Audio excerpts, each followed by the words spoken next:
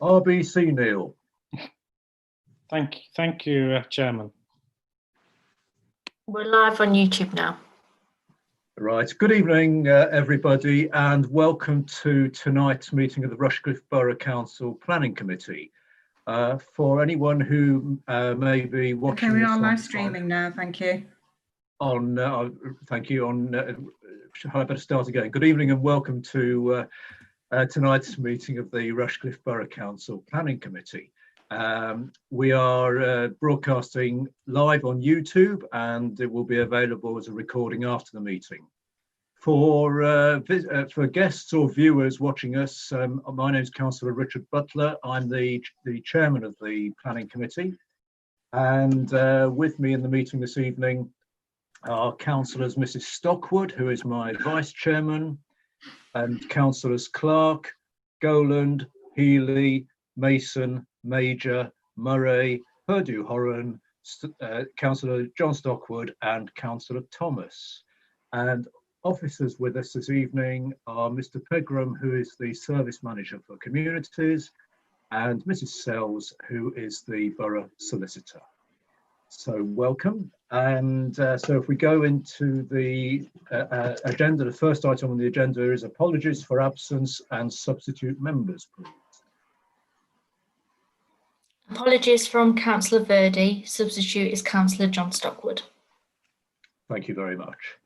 And item 2 is, do we have any declarations of interest under the Code of Conduct or under the Planning Code? Anyone wish to declare anything? I'll be stepping out. I'll be stepping out for the third item because it's in my ward. Of course, yes, because you're on the ward. Yep. Understood. And so thank you very much for that. So the minutes of the previous meeting held on the 12th of November, if anyone has noticed quite closely, there is a slight typing error on there, and we just need to explain. It's nothing too major, but just to explain what needs to be clarified and corrected. So Mr Pegram, are you just going to tell us what the correction is on that? Yes, Chairman, certainly. Chairman, you'll recall this relates to the application for the place of worship on Loughborough Road. So the error occurs at the bottom of page 2. Members will recall the resolution was that the planning inspector are informed the Borough Council would have refused planning permission for the following reasons. And as you can see in papers before you, Chairman, the reason number 1 is actually duplicated at 2. The second reason that we are putting forward to the planning inspectorate should read as follows. Due to the intensity of the proposed use, the proposed facility would be served by an insufficient parking provision on site, which would lead to significant overspill parking onto the surrounding highway network, which is already subject to high demand for on-street parking from existing residents, causing increased congestion on the highway network in the vicinity of the site. This situation would interrupt the free flow of traffic to the detriment of highway safety through increased unacceptable on-street parking and by severely limiting the ability of for two vehicles to pass each other safely within the carriageway.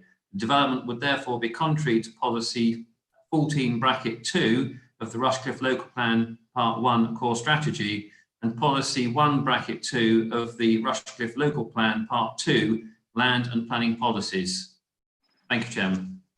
Thank you, Mr Pegram. So for colleagues, I hope you heard that and understood it. And for those of us who were at that meeting, with that amendment, are we happy that the minutes are correct?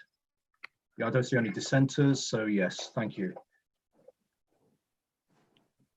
So, right, so we now go into the main items of tonight's meeting, which are tonight's planning applications. And we have 4 to discuss. And the first one tonight is 1 Gorse Road, Keyworth. And this is to erect an extension comprising of 2 apartments. And on the paper, it does say erect building comprising 2 apartments, but it is actually an extension. But Mr Pegram, I think you're going to talk through it.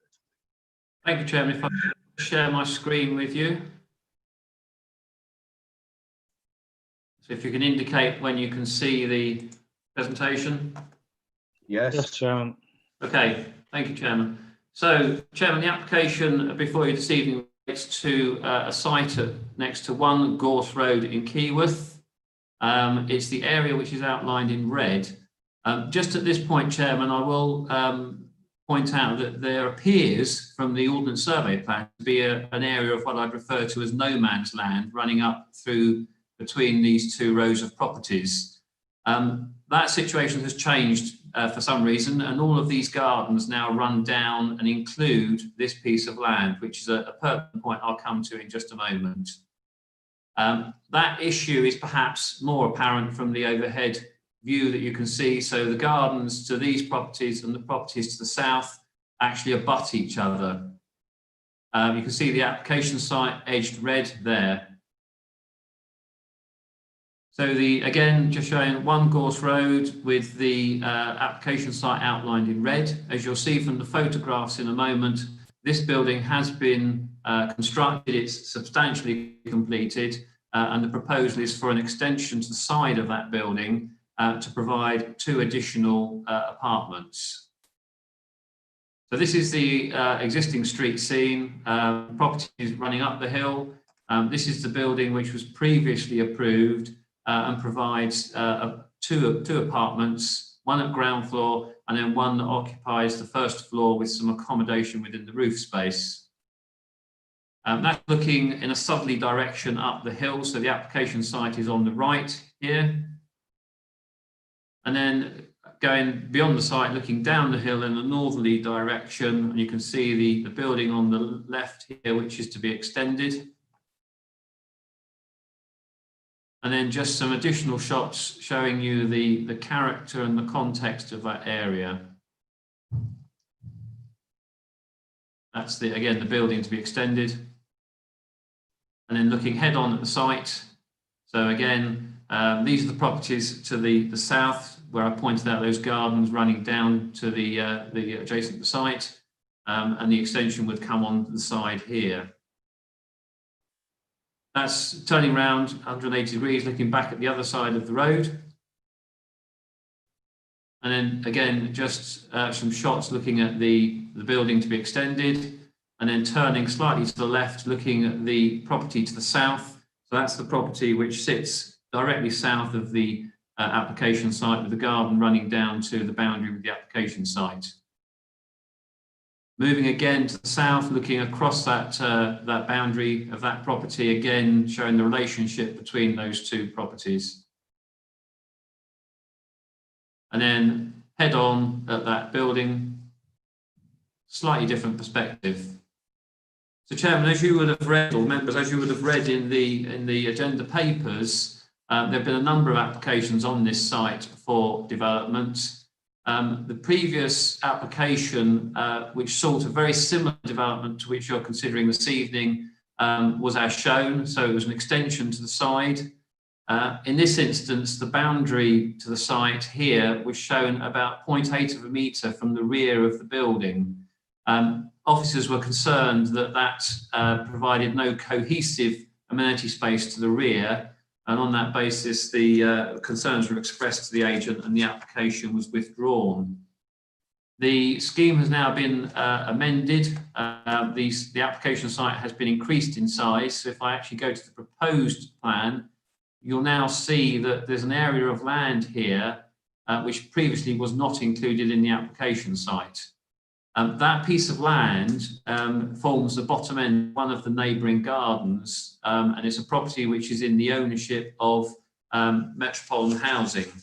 So Metropolitan Housing obviously own that piece of land. The applicant has served notice on Metropolitan Housing, but effectively with the addition of that piece of land, it creates a more cohesive amenity space for all occupants of the apartments, both the approved ones and for potential future occupants. So, Chairman, while we're on this slide, you can see the original building sits there. The proposal is for an extension on the side of that building. 2 apartments, 1 at ground floor, 1 at 1st floor. The 1st floor apartment would be accessed through a communal stairway here in the existing building and into that flat at 1st floor. in there. And then the ground floor flat will have an independent access from the front. 2 parking spaces are proposed, 1 for each apartment, and as I say, a cohesive garden area at the rear. Chairman, at this moment in time, my understanding is that the applicant does not own that piece of land. The concern that officers had was, as you can see, the applicant could potentially build the building on land which he owns or controls, but then there's the additional piece of land which is required to make this scheme acceptable. Chairman, you'll note from the recommendation that we are suggesting that the Executive Manager for Communities is authorised to grant consent subject to the prior completion of a unilateral undertaking. And that unilateral undertaking, Chairman, would effectively require the applicant to demonstrate that they have acquired that piece of land before they start this development. Just in terms of other general planning policy issues, Chairman, we are in Keyworth. It is one of our areas identified for growth. It's within the existing built fabric of the development, so the principle of residential development is considered to be acceptable. The other matters then relate to design, appearance, scale, impact on the amenities of neighbouring properties. All those issues, Chairman, have been addressed or considered and addressed in the report. And as I say, the application is before you with the recommendation that the Executive Manager for Communities is authorised to grant planning permission subject to the prior completion or receipt of a unilateral undertaking in respect of that additional piece of land and the conditions which are set out in the report. Thank you, Chairman. Thank you, Mr. Pegram. Yes, we're all back on screen again now. Now we have 1 speaker for this item, and that is the ward member, Councillor Inglis, who is with us. So I know you know this anyway, Councillor Inglis, but our guest speakers have up to 5 minutes to address the committee, and it's a one-way presentation to the committee, and the clock starts ticking as soon as you start speaking. So as soon as you're ready, if you address us, please. That's lovely. Thanks, Chairman. And, good evening, councillors. I've been asked to represent residents to commit their views to an objection to this application, to which I've made several site visits. I fully understand and appreciate the desire to provide affordable homes within the village, and I would normally support such, but this application is really too ambitious for the location. I'll draw your attention to the previous application of 142103 full for 3 apartments on this site, which was refused, and to quote, by virtue of its scale, height, massing, design and layout, including the parking arrangements, would have been over-intensive form of development which would be out of sympathy with the character and appearance of the neighbouring buildings and the surrounding area, and would be an alien and incongruous feature of the street scene. This objection is also supported by the parish council to its over-massing and over-intensive proposal for the size of the plot, despite an additional small area of land being added, and that's reference to the previous withdrawn application, and it being out of character for the street scene. Whilst the proposed build is claimed to be on its own plot by the developer, it will be attached and will add to the overall massing. And I quote paragraph 23 of the report, the development is also reliant on this approved building. For example, the shared stairwell. As such, the approved and proposed apartments should be assessed together. The opinion that it is already overpowering to the street scene and neighbouring properties is further exacerbated by the slope of the road. The new build being higher side and will give a terracing effect to the 3 house sets, the blocks of 3 along the road. Is this the case of 2 bites of the cake? As would this application have been originally made in its entirety, would it have been looked on favourably? And I note the current build has been done in anticipation for the new build with the link access from the stairwell. I note the comments of the officer regarding the size of the garden in paragraph 28, but the developer has claimed to counter the massing objection that the new build is on a separate plot. That only gives approximately 23 metres of garden space for the 2 new apartments. However, taking the application data as a combined garden with the adjoining plot, I still do not consider that this is an adequate size if it's to be used as a shared amenity for 4 apartments, and that could be up to 11 people, with it only being similar size to the neighbouring gardens to a single dwelling. I think it might set an unacceptable precedence. Car parking was highlighted as an issue, which is a previous factor of refusal, which will still be the case with the front of the 4 properties would result in the road frontage entirely taken up by cars, albeit with a narrow dividing strip due to address the height differences between the 2 driveways, and that will be located mainly on the original plot. That's it, thank you. Right, thank you, Councillor Inglis. That came over very clearly. So no other speakers on this item. Councillor Inglis is representing the views of residents and also the parish council who are objecting to the application. He does say that he'd normally support such a further development, but considers this particular application too ambitious for the area and refers to the worries about it being over-intensive, adding to massing, and still has, despite the change, the proposed land situation, still considers the amenity area insufficient. So I think those are the main points that Councillor Inglis has highlighted. Mr. Pegram, would you like to just to come back on any of those, please? Yes, Chairman, just to, because it is raised in the objections as well, just to clarify this point in terms of the previous refusal for this site. Actually, I just need to share my screen with you again. Okay. Happily looking at it in the office here, but you can't see it there. Yes, it's on now. The previous refusal was for 3 apartments on effectively the piece of land you can see. Oh, sorry, that's popping down. You can see outlined on the screen. So that differs from the current proposal, which effectively you have this additional piece of land. So the previous scheme ran through there. So the additional land is the piece at effectively the side of the existing building and the piece of land that I've referred to that's owned by the Housing Association. In terms of the garden space, Chairman, if I just draw members' attention to paragraph 28 of the report, members will be aware that we do have some advocated garden sizes in our design guide. The last 2 paragraphs are lifted from that design guide, which basically explain that whilst a private or a communal garden area is desirable, we don't necessarily insist on that for apartment development. And much depends on the scheme and what's available in the area.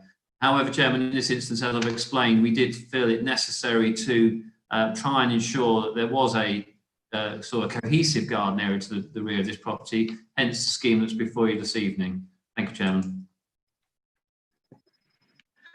Right, thank you, Mr. Pegram. That is helpful. Right, I think we can start going into a discussion and decision on this, please. So would anyone like to make any points or ask any questions, please? Does anyone, any observations?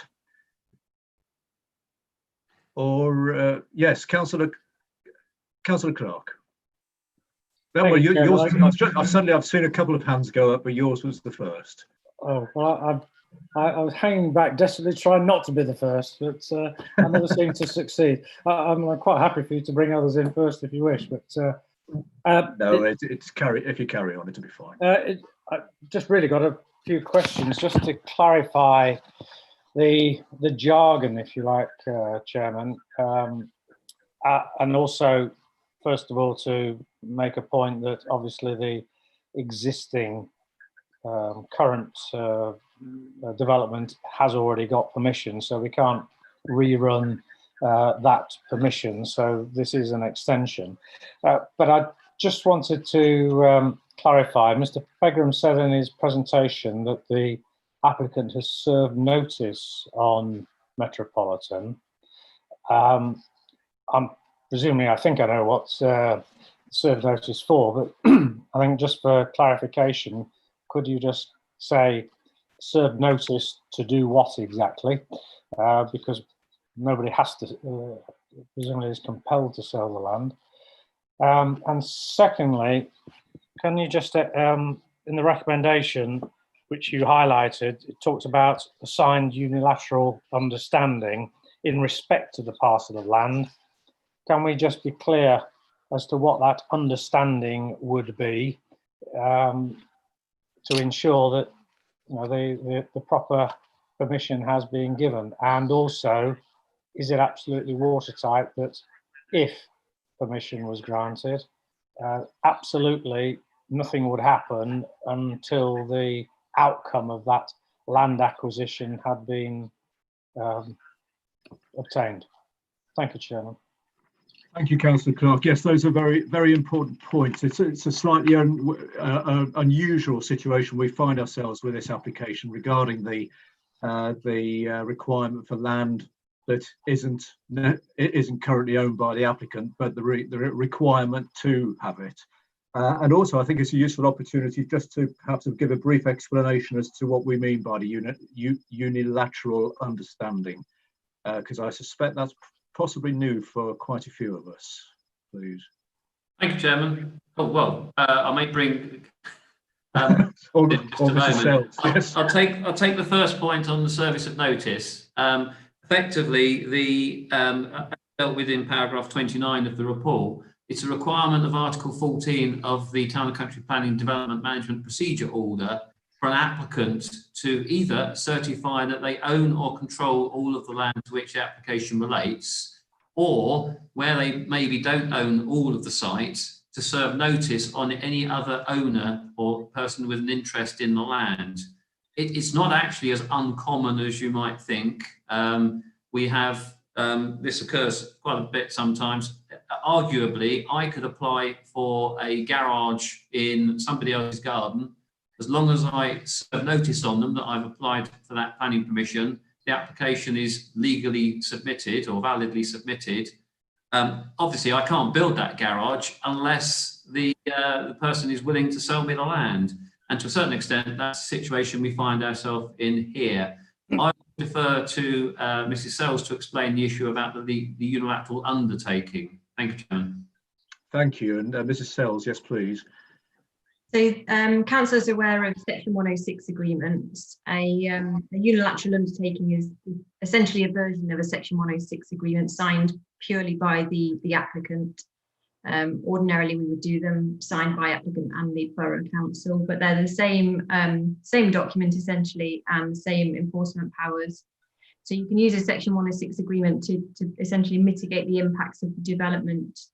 Usually we're familiar with them for contributions, things like that. You can also use them to effectively bind the land if you needed to make sure that something was done prior to development, as is the case here, or other circumstances. So what we would be looking here is, because if councillors agree that that piece of land for the garden is essentially crucial to the decision, if you decide to approve the extra building, we would ensure that that piece of land has to be secured prior to any commencement taking place. So that would, in essence, be what the agreement puts in place, that the applicant can't commence until that piece of land has been secured, is in his ownership, and proof has been provided to the Borough Council. Likewise, we'd ensure that that piece of land remains in the ownership of the wider development in perpetuity, so that it couldn't be bought and then sold on again. So essentially, it's a document to ensure that the land is secured prior to commencement. Right. Thank you. And I'm sure Mr. Pegram will raise it. There's equally a condition which will similarly have a different sort of enforcement effect. So there are two versions of securing that land. Thank you, Chair. Thank you, Mrs. Sells. Did you want to come back on that, Mr. Pegram, or I think that's quite clear. Councillor, Chairman, the condition that Mr. Sells is referring to is number 5 in your. Yes, I was literally just circled it, and it is there in condition 5. Is that helpful, Councillor Clark? Yes, thank you, Chairman. I know this is frightfully pedantic, but I know how these things, if they're not absolutely pedantic, they could slip by. Could Mrs. Sells just clarify that by acquisition of the land, do we mean completion of the sale? In other words, it's not exchange of contracts or anything like that. It's the sale has to be actually completed. Yeah, I would. I mean, the Section 106 can be signed that they will do that, but they can't commence development until such time as the land has been purchased and a essentially a transfer document has been proven, given to the Borough Council to prove that. So if they may well get their planning permission because they've signed that document, but if they are never able to purchase that land from Metropolitan, then they will not be allowed to commence, and then the permission may well expire. Thank you, Chairman. Thank you, Mrs. Sells. Thank you, Councillor Clark. Now, I did see another hand go up. I think it was Councillor Mason. Was it Councillor Mason? Yes, please, Councillor Mason. And don't forget your microphone. Part of it was the same as Councillor Clark was going to ask. I just wanted, because I've come back onto planning after a sizable space of time away from it. Could you just clarify to me parking, and is it still the case that so many parking spaces are supposed to be available for each apartment? Is it one, or is it 1.5, or has it changed, or do they have to provide parking at all? Could you just clarify that to me? That's a good question. Mr. Pegram. Thank you, Chairman. Chairman, we as a Borough Council do not have any adopted parking standards. The County Council has a draft design guide for various aspects of development, including parks and parking standards. In this instance, Chairman, we're looking at 2 one-bedroom flats. Your officer's view is that 1 parking space per flat would be adequate parking. We are in an area where there's unrestricted on-street parking as well. So 1 parking space for each flat, in our view, Chairman, would be acceptable. Is that helpful, Councillor Mason? Yes, I think so. Or I'm perhaps imagining it, but I thought there used to be that it was only so many parking spaces per, you had to provide 1 and something, but obviously that's not true. We don't have any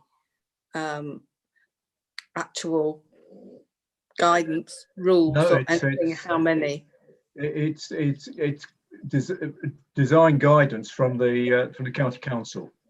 Right. Okay. Yeah. Thank you very much for that. Thank you. You're welcome. Now, who else had their hand up?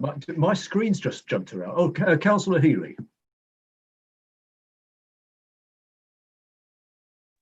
Thank you, Chairman. I did put my hand up more or less around the same time as Councillor Clark. But well, I'm terribly sorry. Well, the next time I'll make sure I focus in on thank you very much. I'll hang back even more, Mr. Chairman. Come on. My query, and I think Councillor Clark has asked the pertinent questions regarding the land ownership, because that was basically my focus. And from the discussion we've had on that, I'm assuming if Metropolitan weren't and didn't sell that land, then clearly this build wouldn't go ahead.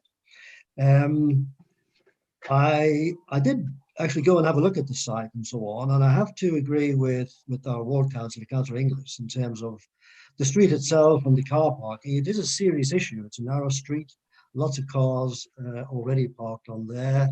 Yes, I appreciate there's 2 cars per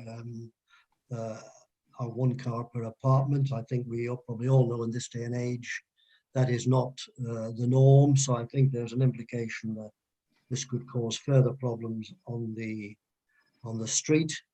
The other thing I found a little disturbing is there is an assumption on behalf of this builder, and again, Councillor Inglis touched on that, in that they have created what appears to be a link access to the proposed additional build. So there is an assumption. I feel that this is or alternatively, it's a very large window. But I think the former.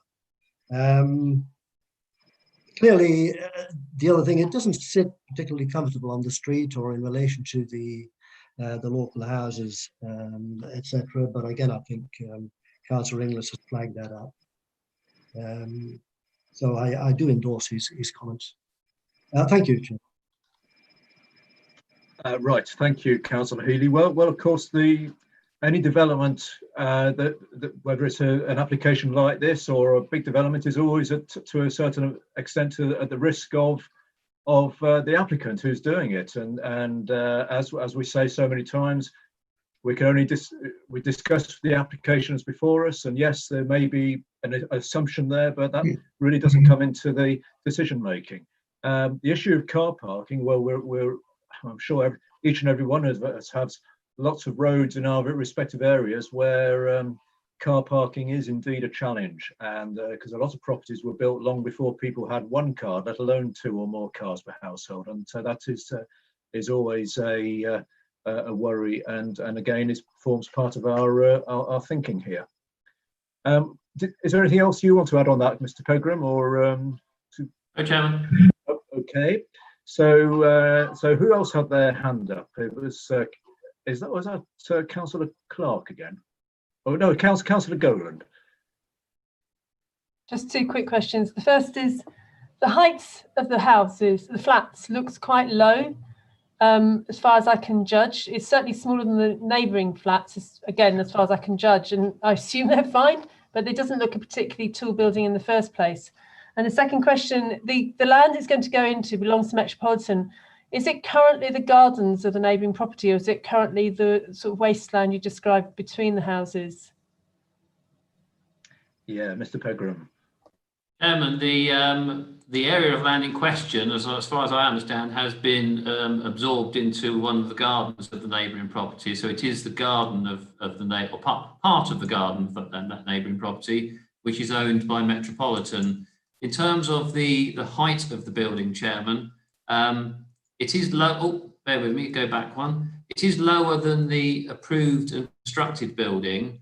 As I explained during my presentation, this part of the building does have some accommodation up in the roof space, which makes it taller. But when you look at this in comparison to maybe this property, it's of a similar sort of height. So the heights are obviously appropriate. I mean, building control deal with heights and in rooms and that type of thing. But hopefully that explains why this looks lower than the part that's already been built. Yes, and of course it gives consideration for the angle of the road as well. So yeah, that's lifted. It seems to be lifting it, but that's fine. Okay, thank you. Okay, thank you. Councillor Thomas. Thank you. There's a couple of things on the height. There appears to be a roof window on the new bit. I'm not quite sure where that. There doesn't seem to be an extra floor, but I can't quite see how that fits in. What the roof window is for, basically. So that's a question, really. The other thing was on the parking for the approved version with 2 flats. Were there not 3 parking spaces? So is it not just 1 additional car parking space that's been added? So that was that question. Are there electric charging points is another one. And the other one is the land that the new bit they're proposing to build the new extension on, does that belong to Metropolitan, or has that been purchased by the applicant, or what is the ownership of that? My other question is about, if this is land that is owned by Metropolitan, have there been any discussions about the tenure of the new apartments, i.e. are they intended to be affordable in any way? Thank you.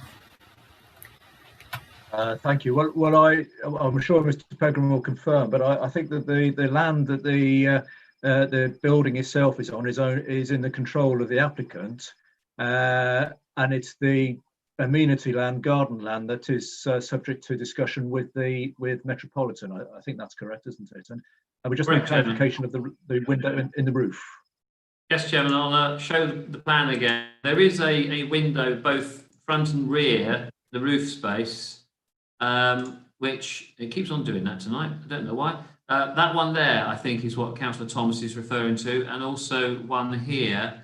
I read those, Chairman, as roof lights that would effectively provide a light shaft down into those rooms below, first floor level, to provide additional light into those rooms. So that's not additional accommodation in the roof space, I read that as effectively, and you can see them in this section through here, it's effectively a vaulted ceiling with light coming down in there as well as through that window there, and the same at the rear there.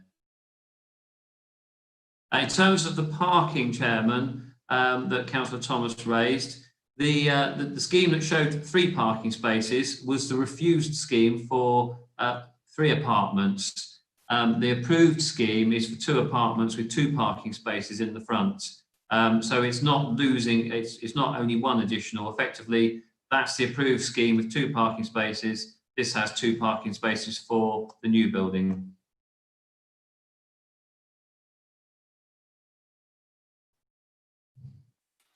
Electric charging points was the other question. Sorry, Chairman. Yes, no, we haven't in this instance put a condition on. Clearly, if that is something that councillors would like to see, that's at your discretion as the decision makers. What I would say, I think the reason we didn't impose the condition on this occasion is because the existing apartments don't have that requirement. So if you were to impose it, it would only relate to the 2 new apartments, not the ones that are already approved.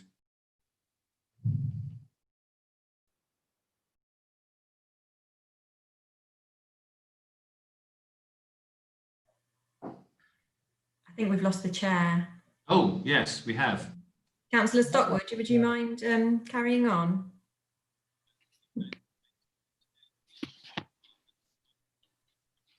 Thank you. Yes, sorry about the chairman's disappearance. I think Councillor Major has had a hand up several times, and then it'll be Councillor Stockwood.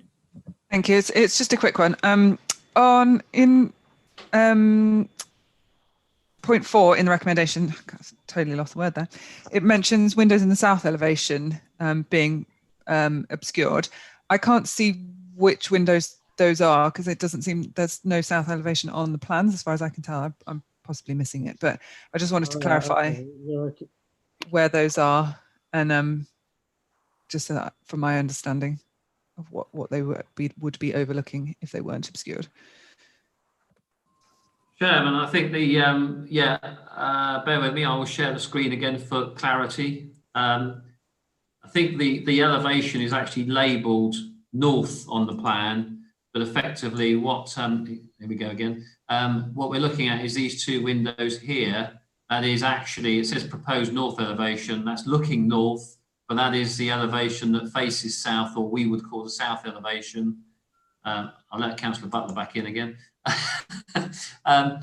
So it's those 2 there, which on the plans serve basically the bathrooms, but clearly they would look down towards that garden of the property immediately to the south. So the recommendation is that those 2 windows are obscure glazed. Great, thank you. Thanks for clarifying. Right, I'm very sorry, ladies and gentlemen, my internet connection just went off then. I'm sure it's a conspiracy. So, I understand Councillor Stockwood stepped in. I've just caught the tail end of that. I think that was probably the reply to Councillor Thomas, wasn't it? It's about the roof. But anyway, Councillor John Stockwood, please. Thank you very much, Mr. Chair. With regards to the condition for the shared rear garden space, it refers to the plan that is simply a blank area to the rear of the property. And I note that the condition for landscaping is only for a planted area to the frontage. Is there any opportunity for a landscaping area to the rear of the property as well? With regards to apartment blocks in sustainable locations, is it possible to condition for covered cycle stores as a contribution to transport measures? I do think it would be helpful if we continue to look forward to the changing environment we live in and condition for electric charging. And do we consider it appropriate to add an informative for Swift boxes? Can I have an answer to those questions, please? And then Did you say Swift boxes? Yes, an informative. suggests swifts are an endangered species, and there's an opportunity on the tall side walls to provide swift box. Right. As an informative. That's not actually a condition. I was just that's, suggesting that that's the sort of thing we yeah, could be I thought that, doing. right. Okay. Well, and you were also asking about the landscaping and electric car charge point. I think you said, didn't you? And a covered cycle store. If oh, sorry, and a cycle space as well. I think a lot depends if there's space there, but have you got those, Mr. Pegram? Yes, Councillor. He's just rapidly writing it all down, so just need to just wait a second. Chairman, on the issue with Swift, yes, we have previously in the past put informatives on. We've moved a bit further forward from informatives to a certain extent because new development we encourage to deliver biodiversity net gain. Obviously, if the Environment Bill becomes law, that will make it a obligatory requirement. That one I will leave to members if they wanted the addition of an informative for Swift boxes. That will be obviously for the councillor making the motion and seconding. In terms of landscaping, we don't normally on sort of small developments like this or single plots require rear gardens to be landscaped. It's obviously very difficult. Firstly, it doesn't contribute much to the wider area if it's at the rear of the building. Again, it's very difficult to then require that landscaping to be kept in perpetuity. We all do gardening, we all dig up plants and shrubs. We wouldn't know whether they were still there or had been removed. So the landscaping is obviously to the front to provide that strip to soften the impact of the parking. Again, Chairman, on the covered cycle parking, that would be one for you as the decision makers. If you did require it, as you've already highlighted, that would potentially reduce the size of the amenity area. Yeah. So, again, Chairman, I will defer that one to whoever makes the motion and seconds the recommendation or the motion. Thank you. Right. Okay. Thank you, Mr. Pegram. So did we get to did I miss out on a proposal here when I was cut off, or have we not?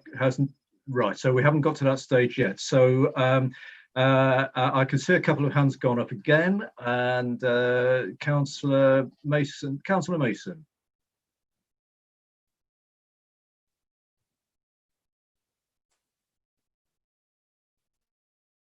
Is Councillor Mason there? He's on mute. Oh, yeah. Okay, well, while we're waiting for Councillor Mason, we'll go to Councillor Clark. Thank you, Chairman. I just wanted to clarify on the subject of the obscured windows, and I always find this is a very difficult scenario. Obscured windows sound very simple and easy on the face of it, provided they're not opening. So could we just clarify, are these opening windows? Because obviously if they are opening windows, then you could have them wide open, and therefore the fact that they're obscured becomes pretty irrelevant. I'm thinking particularly with reference to the potential overlooking of the garden to number whatever, is it 42 or whatever it is, to the south of the application site. So clarification of the opening windows. Of the obscure windows, are they opening or not, and the view over? Chairman, the requirement of condition 4 is purely that they should be obscure glazed. It doesn't require that they're fixed shut. Looking at the plans, the format of the windows would lend themselves to the upper light being top hung and opening. The issue to a certain extent is the use of the rooms. Clearly, if we were looking at bedrooms or, in the case of apartments, living rooms at first floor, that, to my mind, would result in a more unacceptable degree of overlooking and loss of privacy. In that circumstance, I think it would be more a refusal than requiring windows to be obscure glazed and fixed shut. The pertinent point here, Chairman, is we are dealing with two very relatively small bathrooms, which are obviously not used, or they're used more infrequently perhaps than a living room or a bedroom. So again, I don't necessarily think it's absolutely essential for those reasons that those windows are fixed shut. Thank you, Chairman. I'll move the recommendation, but I just can't quite remember now what Mr. Pegram said about whoever was actually moving it, what condition he was going to suggest as an extra. Right. Okay. So that's the moving the recommendation as per the report, but with the condition that you've just been talking about, and Mr. Pegram will confirm that. While Mr. Pegram's writing that down, Councillor Mason is back with us now. Did you want to just come in as well, Councillor Mason, at this point? Well, I was going to propose it, but seeing as Councillor Clark has, I'm happy to second the recommendation. Thank you very much. So we've got while the I was, Can I just say, while I was fiddling about with it, was it about electric power points for cars? Was that answered? Did Mr. Pegram answer that? Chairman, the point was raised by, I think, Councillor Stockwood, and possible landscaping to the rear, which I provided a response to. Covered cycle parking. Yes. And I think Councillor Thomas raised an issue earlier in the debate about were we asking for some electric charging points. Office recommended those conditions, hence I left it to members as the decision maker if they wish to impose any additional conditions along those lines. Did that include the electric power points for cars? They're not at the moment part of the recommendation which Councillor Clark has moved. It's for the motion, the person making the motion and yourself as a seconder to decide whether you want to impose those conditions now, really. Yeah, well, I'm happy to do so. Right, and I am too for that and for the electric ones as well. Right. Can I just clarify, Chairman? That's covered cycle parking. No. Oh. No, just the electric. Just the electric truck, right? Yes, thank you. It's the electric car points. Yeah. Are we happy with that? Yeah. Okay. Right. Did I see Councillor Golan signalling? No, it's fine. It's now. I beg your pardon. It's Councillor Major. Sorry. Yes. Yeah, so I just wanted to clarify on point 4 with the south elevation windows. It does stipulate that they can't be open more than 10 centimetres. So I think that has addressed Mr. Councillor Clark's issue. Actually, yes, it does. You're right. Yes. Yeah. So just for clarity on that one. But thank you. And Councillor John Stockwood, were you signalling as well? Did I see your hand waving? No. And Councillor Thomas. We're left with the whether or not we're adding in this covered cycle store and the advisory about Swift boxes. Yes, Councillor Clark, the cycle store I suspect will be challenging, but then you're the proposer of the motion, and the advisory for the Swift boxes. I did indicate, Chairman, that it was just the electric, excuse me, just the electric charging points. I think on such a small extension, I think covered cycleways is a little bit bit of a step too far, and too much of an imposition, I believe. And again, with such a small proposal, I don't think the Swift boxes would be relevant. If it was a much bigger property, then fair enough. But we're talking about quite a very small proposal. Thank you. Okay. Thank you. Right. So Mr. Pegram is rapidly writing things down there. Do you need to come back on this at all, or shall we go to it? Right. So we've got the recommendation as moved in the report, plus the additions we've just discussed. I think we've given it a very good debate on this item. So let's go to a decision, please. So Mrs. Sells, would you like to do the roll call? Thank you, Chair. This is to approve the motion as drafted with the addition of that electric vehicle charging point condition. Councillor Butler? 4. Councillor Clark? 4. Councillor Gowland? 4. Councillor Healy? Against. Councillor Major? 4. Councillor Mason? 4. Councillor Murray? 4. Councillor Purdue-Horan, For. Councillor J Stockwood, For. Councillor M Stockwood, For. and Councillor Thomas. For. Thank you. That carries 10 to 1. I think that's 10-1, isn't it, in favour? So permission is granted. Thank you for that. And let's hope the old internet holds up. So I'm sorry about that. I don't know what happened, but there we are. Must have just overloaded. So we'll go on to our next application, and this is Grange Farm, Town End Lane, Flintham, Nottinghamshire. It's a conversion and associated changes to an existing agricultural building to a single dwelling house, including the formation of a domestic curtilage. And Mr. Pegler again, please. Thank you, Chairman. Hopefully This presentation is on, yes. Screens? Yep. So, Chairman, the site is located east of Flintham. It's a farm complex, or part of a farm complex, which is set well back from the road. So the road, obviously, I'm indicating here, along a long driveway to the farm complex, which has within that farm complex a farmhouse, a number of agricultural buildings, including the ones you're considering this evening. And there are two other dwellings at the bottom end of the driveway, which I understand are also associated with the holding. That's the aerial photograph, so that shows you the position of the site in relation to Flintham. Unarguably, Chairman, this is in open countryside. It's not necessarily isolated because of the building, but it is open countryside. So your more restrictive policies for protection of the countryside would apply in this instance. This is the building in question, forming part of that complex of buildings. You'll see at the moment that it has the main element of the barn, which has a dual pitched roof with a ridge running front to back, and also a lean-to on the side. I'll come back to the proposal in just a moment, Chairman. Just to take you through some photographs.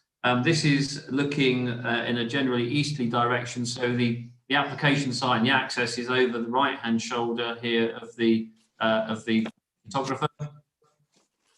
That's then looking from the road up the track that leads to the farm buildings.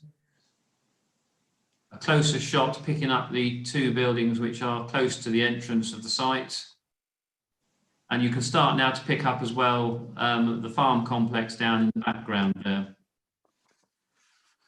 That's stood further to the west on the road, across the fields. So again, that was the barn you just saw in the previous picture. The barn that's to be converted or reused as a dwelling is this one here behind this hedgerow. Again, just a shot looking across the fields towards the farm complex. Again, a bit further along the east, along the main road, looking across, zoomed out this time. Zoomed in to look at the complex of buildings. And then the building which you're considering this evening, Chairman, is this one which I'm showing photographs of now. So it's a steel frame building.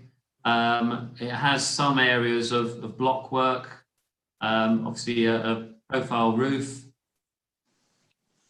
And that's the rear of the building. So you can see, Chairman, the section I referred to with dual pitched roof and the lean-to section to the side. That's the front end of the building, which is obviously open at this point. And then looking across the farmyard, so this is the building again here, the existing farmhouse and one of the other agricultural buildings to the side. Looking head on at that building, the proposal, Chairman, as I'll come on to in a minute, does involve the removal of this lean-to element. And then looking down the northern side of the building, that was the hedge you saw in the previous photographs. And then at the other end of that track, looking back the other way in a generally westerly direction with the building on your left here. Again, just a shot across the farmyard of one of the other buildings. And then looking back down the access track towards the road. So that's the elevations of the building as you see in the photographs, Chairman. Front and one, sorry, rear on one side, front and the other side. And then the layout of that building with the store, the cattle pen and the other areas of the building.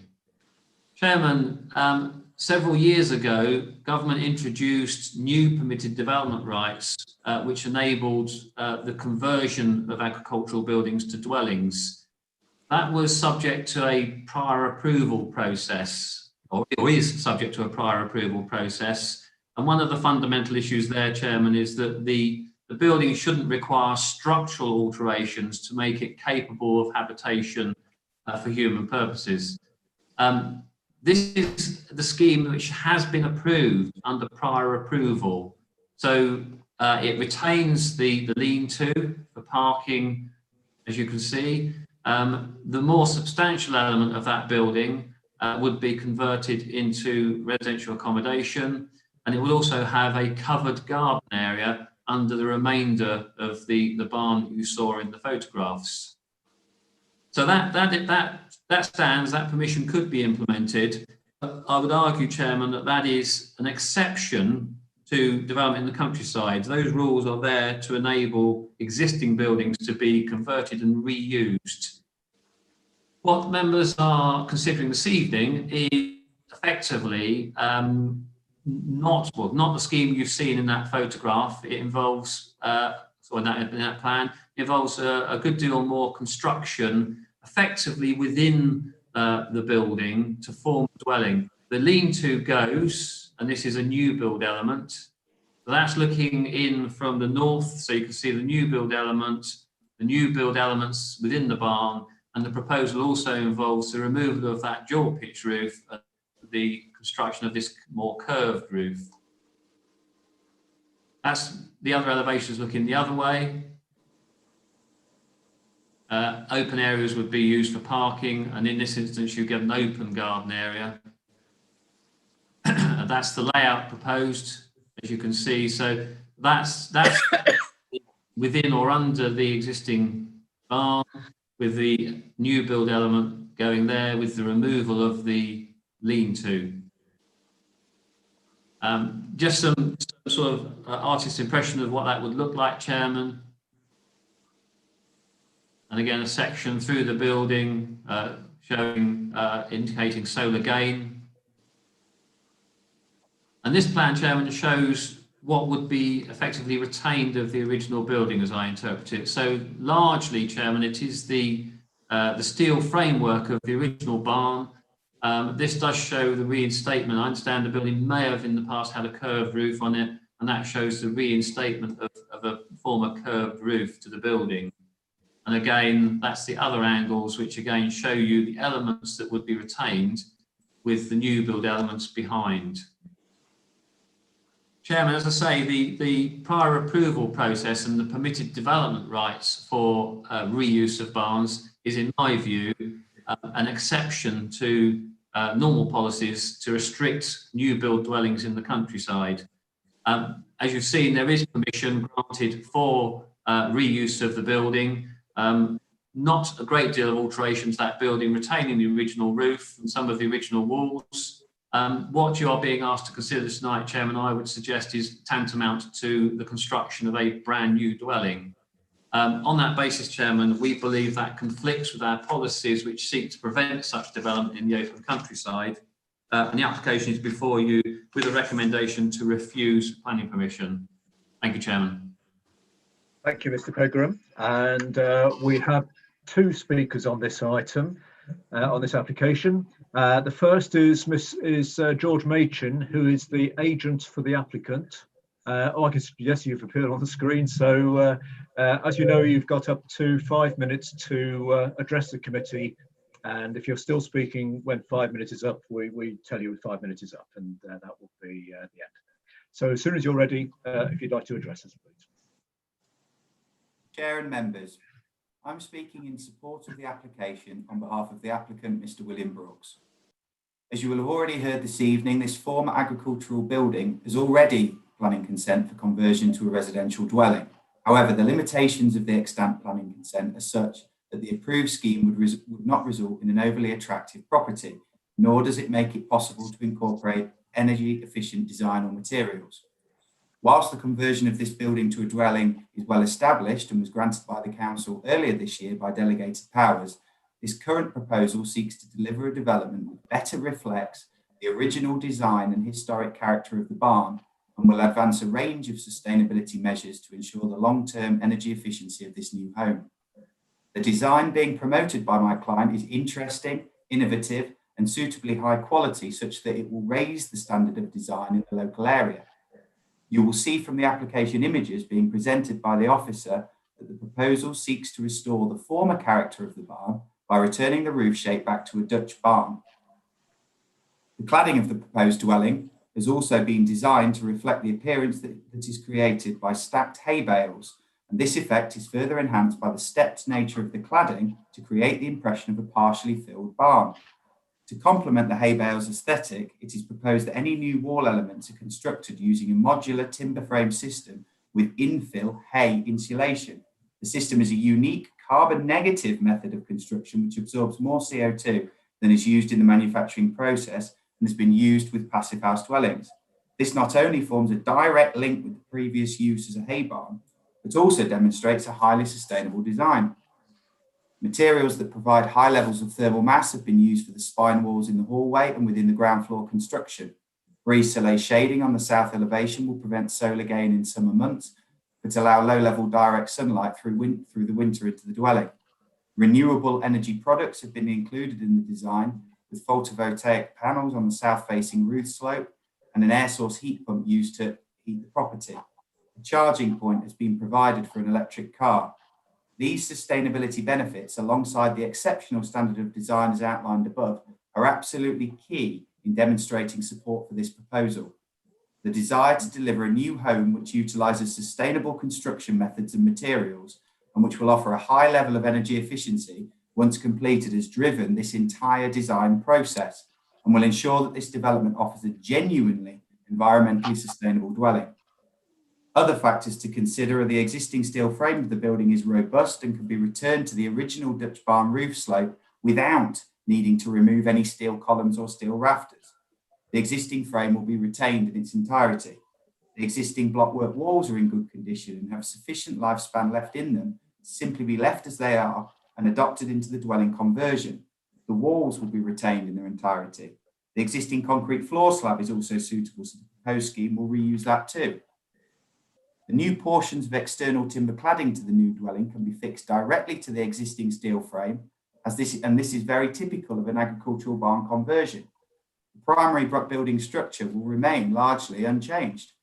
Crucially, this scheme will create a highly efficient new home of a design which will raise the bar in the local area. The local ward member supports the scheme and speaks in support of the application tonight. Flintham Parish Council wholly support the proposal.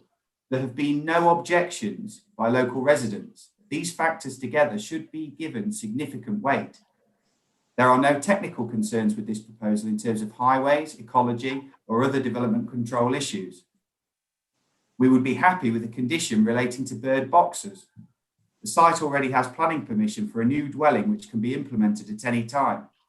The applicant is a local farmer whose family have farmed land in Flintham for generations. The applicant would even accept a condition restricting occupancy of the new dwelling to only himself and family and people actually working on the farm, if it is felt necessary to make the scheme acceptable. The purpose of this application is to enhance the quality of architecture on the site and deliver a highly energy efficient, low carbon new home. This application reflects the council's core aspiration to deliver energy efficient new homes, and I hope members can offer their support. Thank you. Right, thank you, Mr. Machin. Just on the bang on 5 minutes, so thank you for that. And our other speakers, Mr. Machin's already alluded to. Our other speaker on this is the ward member, Councillor Bailey, who I assume is here. Is Councillor Bailey here? I'm here. I just can't see you on my screen, that's all. So, right, Councillor Bailey. So, Councillor Bailey, I think we can hear you. So, I can't see you though. But anyway, so you have up to I've Yep. had ears on, so thank you, Mr. Chairman, and good evening, members. Can I just check? Can everyone hear Councillor Bailey? Yeah. Not Okay. very well, but yeah, you Yes, might need it's a to little shout a bit bit nearer. muffled. Yes, you need to raise your voice a bit, Councillor Bailey. Thank you, Chairman. Evening, members. In March 2020, planning application 20-00521 PAQ for the conversion of the existing agricultural building to a single dwelling, including the formation of domestic curtilage at Grange Farm, was submitted to Rushcliffe Borough Council. The decision on the Wednesday, the 29th of April 2020, was that prior approval not required, and this is under the new Class Q. The proposed dwelling was for a two-bedroomed house. Your agenda pack on page 35, site history point 5, describes it as a three-bedroomed house, but is actually a two-bedroom house with a small box room. The level of alterations permitted under Class Q mean there were limitations both in the layout and the flow of the proposed building and energy-saving measures that could be built into the house. This new proposal before you tonight is for a three double-bedroomed house, which makes much more usable family space, which flows better, and would deliver a high energy efficient, low carbon new home, which is what all new dwellings should aspire to achieve. The barn proposed conversion is approximately 70 years old. It is a partially clad steel portal frame structure. Over its lifetime, the barn roof and cladding has been altered to the current form. Previously, when the barn was used for hay storage, the structure had an arched Dutch barn roof and was partially clad in black corrugated sheeting. See the historic aerial view of the barn, which we saw a moment ago with the agent. And this was also seen on page 2 of the design and access statement. Now, when you compare the historic aerial picture of the barn with the architect's drawing of a new proposed dwelling, see page 5 of the design and access statement, and you did actually see that on the slide, it does show the use of the original steel structure uprights together with the reintroduction of the original arched Dutch barn roofline, which is far more attractive than is the current state of play with this old barn, which obviously was converted a few years ago to the sloping one, but originally it was the curved Dutch barn roof. Timber frame, straw baled, prefabricated panels will be used to form the walls, internal floor and monopitch roof. The arched roof of the steel frame barn will be created using insulated corrugated roof system. The barn proposed for conversion is some distance from the road, screened by trees, so is likely to have little impact on the wider landscape. Tonight, I'm asking you to look at the broader picture and to allow common sense to prevail. The prior approved not required is in place until the 29th of April 2023 for the earlier two-bedroom planning application, with all its limitations that come with being under Class Q. This makes it nearly impossible to build a suitable, well-designed, well-insulated house fit for 21st century family living. And it's my personal opinion that this dwelling, the two-bedroom dwelling under Class Q, will be built if it is the only option available to the applicant. It would still, in my opinion, be a new dwelling within the countryside, even though it would be built to Class Q regulations. Tonight's planning application, which you're looking at, will provide a much more practical, more sustainable solution to the conversion of the barn into a practical, modern, three double-bedroom family home, which is environmentally sustainable, sensitive to its setting, and acknowledges its history and its former life with its Dutch barn roofline. We should support good planning, good design, environmentally friendly design, and a dwelling that is going to be quite exceptional. What we shouldn't be promoting is a mediocre build, and I use that term carefully, but I do feel that a mediocre build is not what you would want to see. And I do feel that with the Clinton Parish Council, myself supporting this, I do very much hope you will consider the points I've raised. Thank you, Mr. Chairman. Right. Thank you, Councillor Bailey. I think we heard most. We can see you now as well, but we heard most of you then. It was a little bit muffled, but I think we did get the point. So we heard from Mr. Machin and Councillor Bailey, who both in support of the applicant as not supporting the current recommendation to refuse. Obviously, they reminded us that there is already permission in place for a conversion of the barns, but they feel that the proposed application reflects better the original building from years ago and will be more environmentally friendly, and referred to picking up on original design features such as the original Dutch barn roof style. And they pointed out to us about the sustainability of the building, or the proposed building, and will be using existing frame, and also their acceptance or agreement for potential, if there's any conditions such as family and agricultural use only, and things like bird boxes. And Councillor Bailey also picked up on those points as well. So I think we've got those. Mr. Pegram, do you want to just pick out, come back on those, please?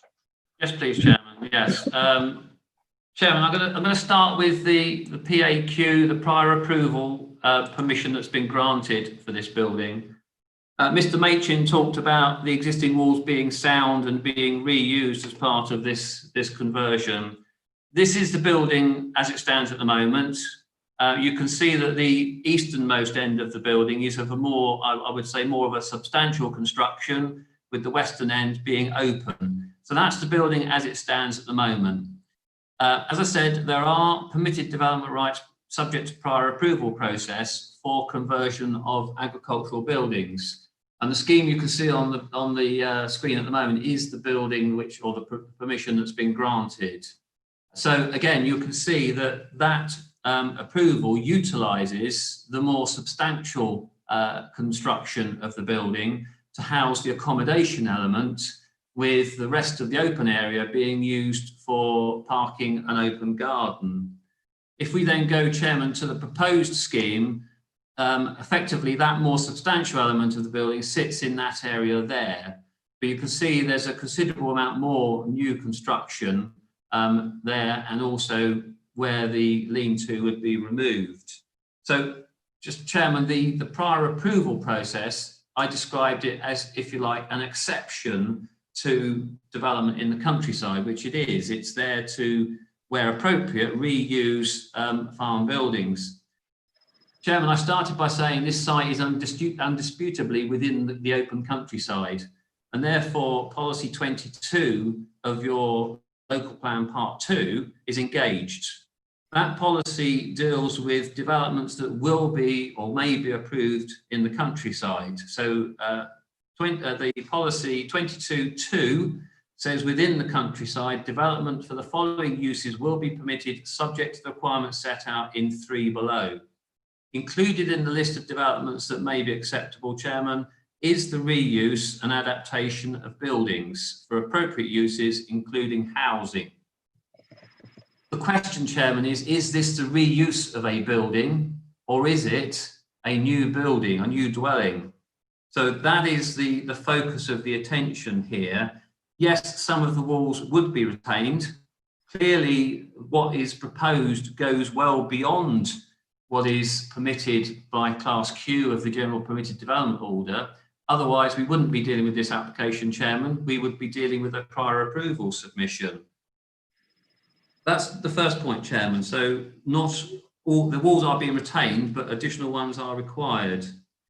Comment was made, there's no objection from local residents. Arguably, Chairman, there's no residents to be impacted by this development. There's none near the site.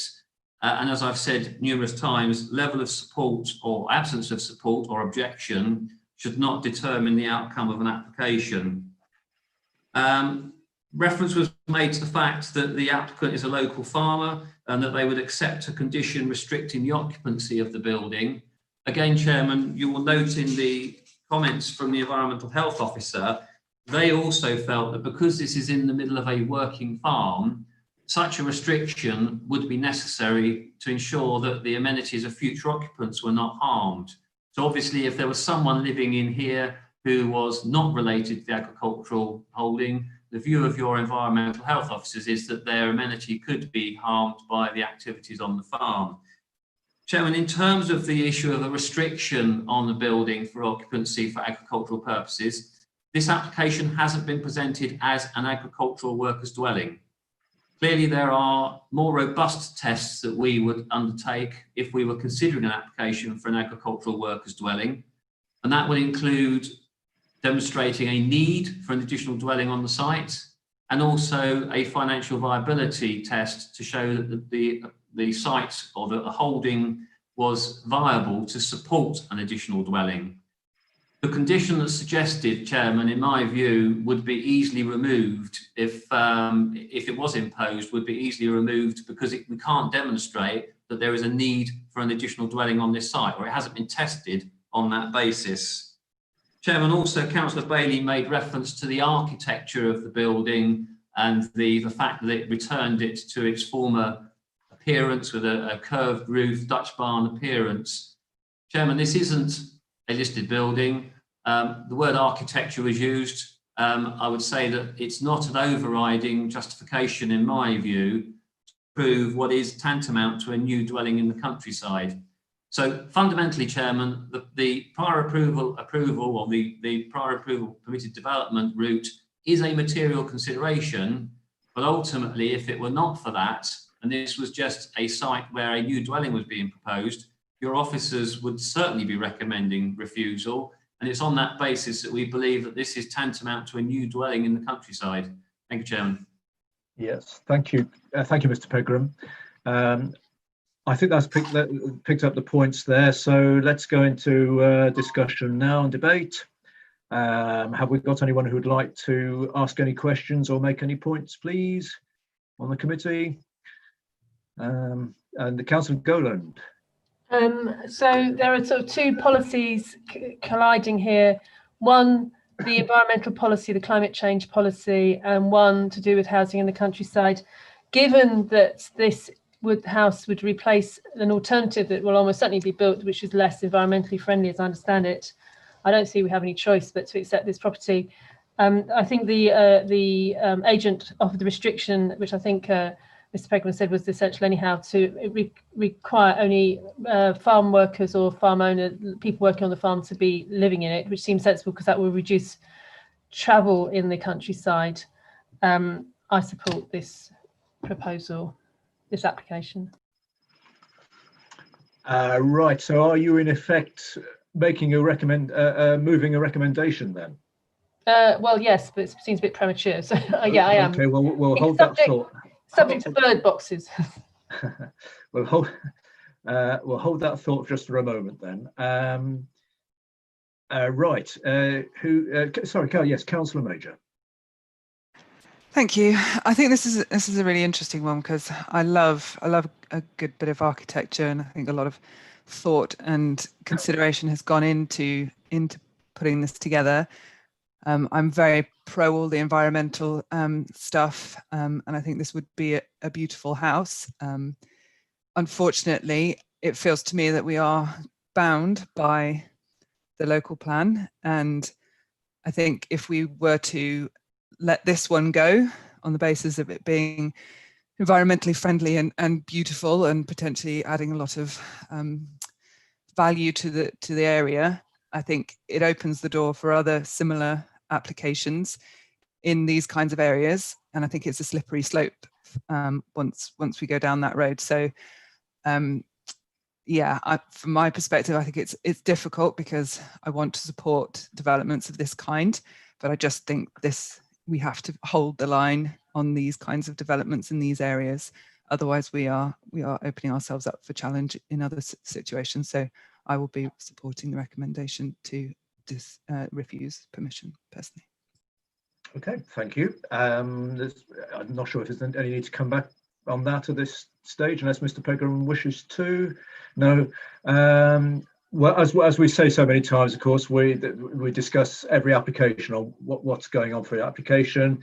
You can't predict what may or may not happen in the future here or indeed anywhere else. But your points are very clear. Mr. Pegram. Yes, Chairman, I will comment on one thing. Yes, it is admirable that the proposal incorporates what I would call environment friendly measures and energy efficiency measures. However, that could too easily be replicated on any other building that is proposed in the countryside. So if that were to be taken as an overriding or a reason to outweigh the policy considerations, it would be, to use Councillor Major's description, a slippery slope. Okay, thank you. Right, and is it Councillor Mason?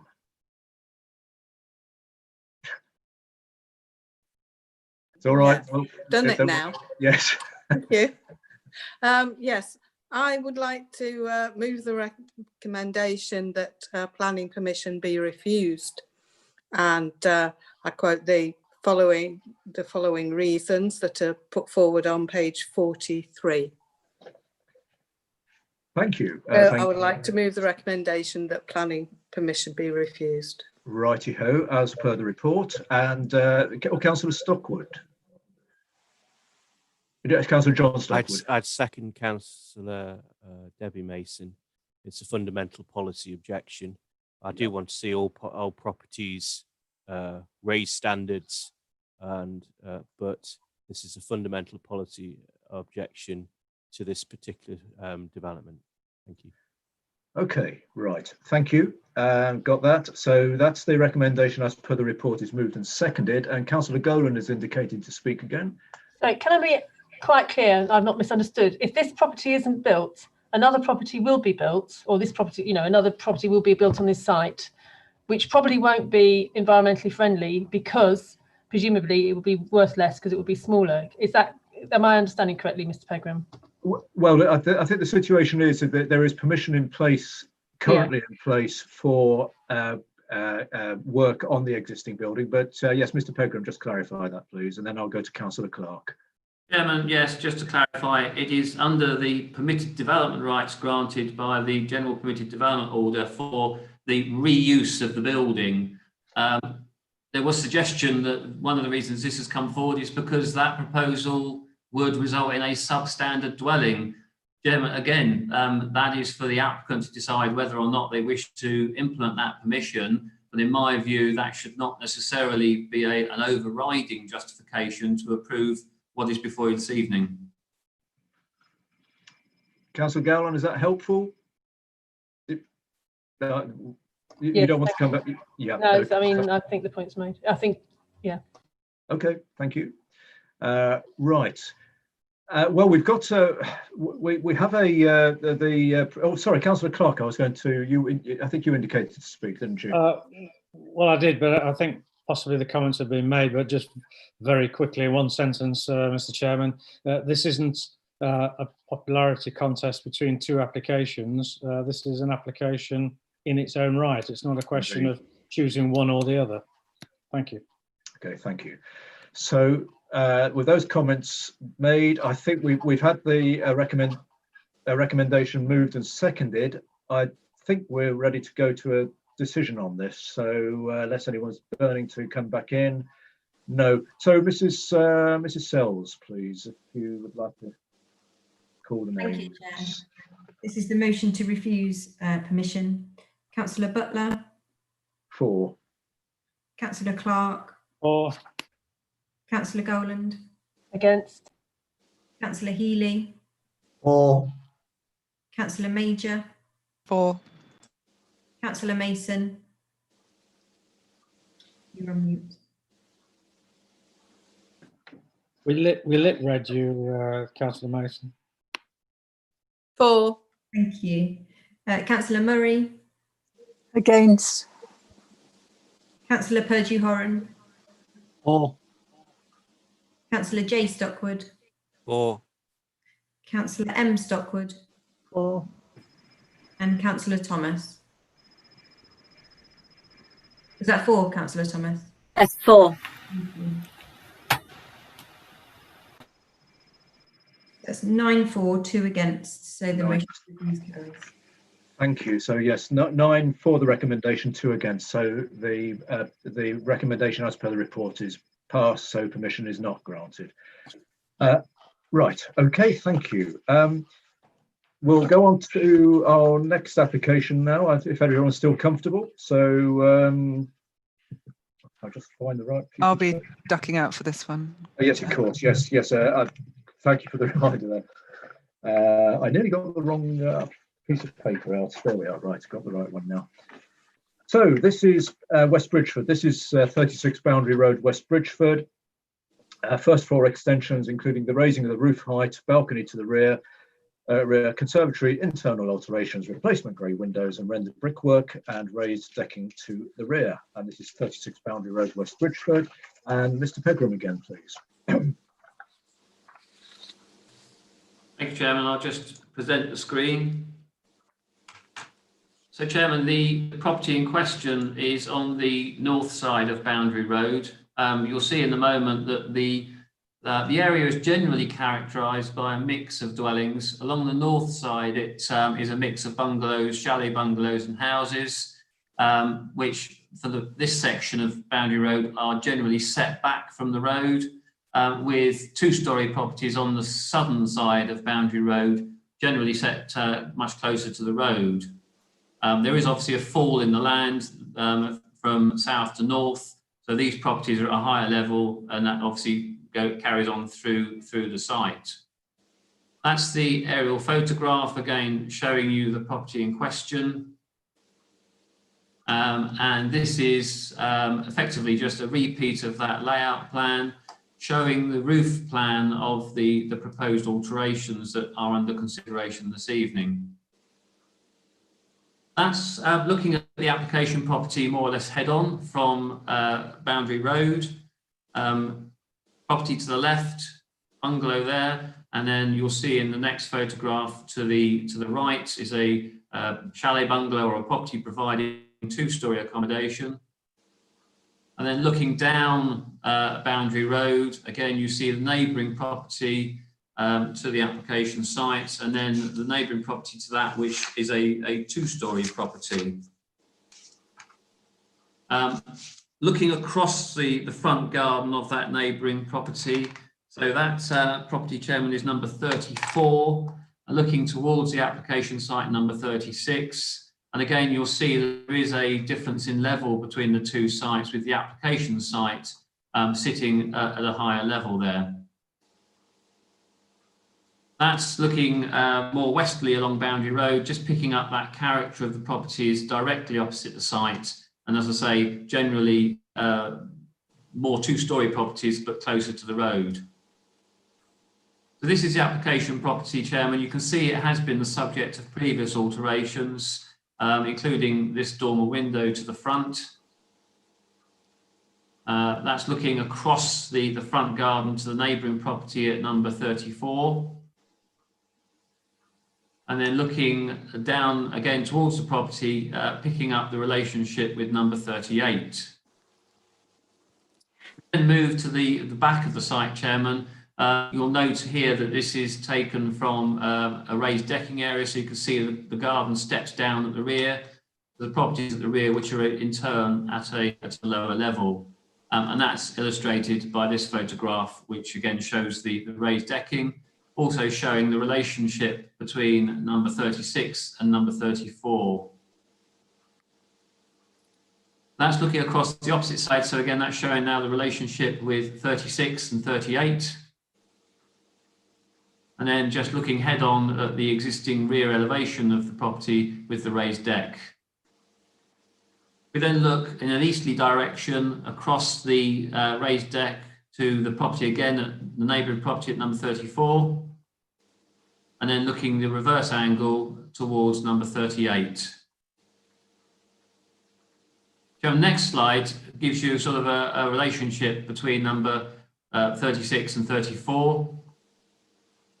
And again, if you look from the neighbouring garden at number 34, this is their patio area with some French doors to the lounge, and you can see the difference in level between the two properties. again showing that difference in level with number 36 elevated above the garden to number 34. Chairman, you will have picked up from the report that permission has previously been refused for alterations to this property, which were also dismissed at appeal. That scheme effectively sought to increase the accommodation at the first floor level by raising the eaves by 925 millimetres, and then obviously putting a new roof on the building. There was also an extension at the rear, and you can see that new roof form in that rear elevation. In terms of the side elevations, Chairman, this is what was proposed. So again, this is the side that would face number 34. That's the side that would face number 38.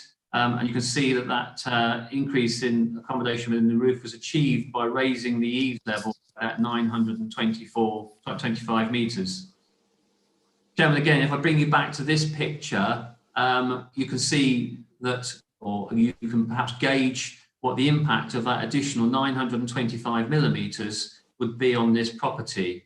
And that it was for one of those reasons, in terms of overbearing impact, that the inspector agreed with our decision to refuse permission. Returning to the plans of the current proposal, this is the existing front and rear elevation. This is the proposed elevation. So you can see that the proposal maintains the eaves level at the same height as the existing property. The roof is higher, arguably, but again, one of the issues that the inspector raised with this scheme is that it created shoulders and a gable-ended roof, which wasn't characteristic of the immediate neighbours or properties in the area. So this scheme now attempts to reflect more the hip roof design of properties. You can see these, I'll call them ears, sticking out. Those are dormer windows which are set quite a way back from the respective elevations. You'll see that in a moment in the side elevation. That's the existing side elevations to the property. And then the next one is what was originally proposed with the larger dormers. And the scheme which is now for consideration for you this evening is this one with the reduced size dormers. So as you see in the previous picture, they might appear quite dominant, but they are set away back from the respective elevations.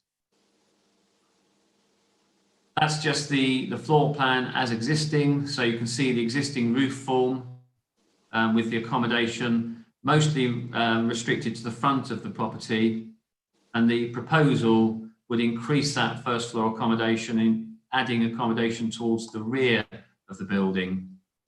That is the current roof form that you saw in the photographs. The proposal is a more of a hipped roof, retaining, as I say, the original eaves levels to the building. Chairman, one of the things that the applicant, we didn't ask for these necessarily, the applicant volunteered, and I won't go into detail in these, but the applicant provided sun path diagrams which demonstrate, based on these illustrations, that there would not be a change in terms of the overshadowing. In that respect, Chairman, if I can just refer back to the inspector's decision, come back to that elevation, sorry there. In the inspector's decision, he did consider the issue of loss of light or overshadowing, but he made the comment that he had no substantive evidence before him to demonstrate the levels of light would be particularly impacted on beyond the existing situation.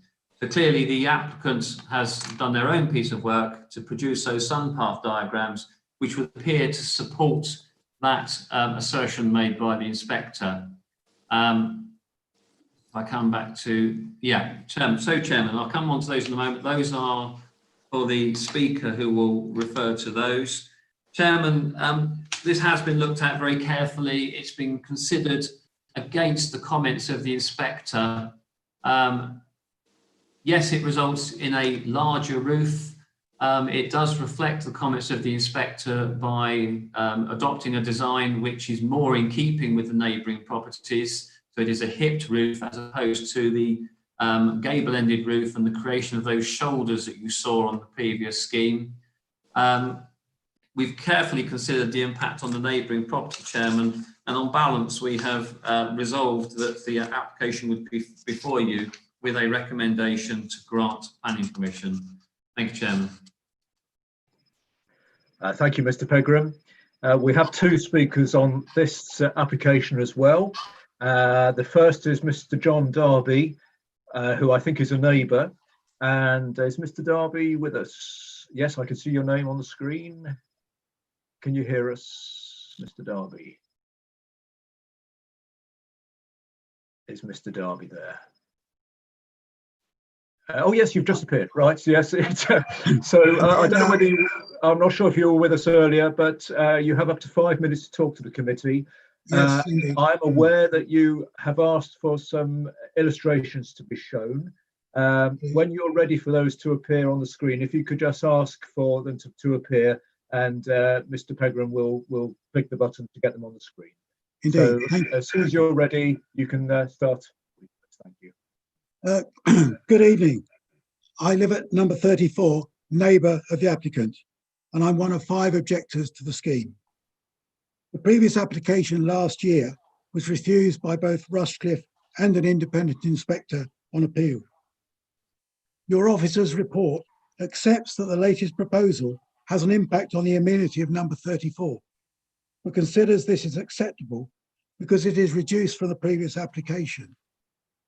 I believe that far from reducing the impact, the latest application has much greater impact than that refused. I will therefore seek to demonstrate that.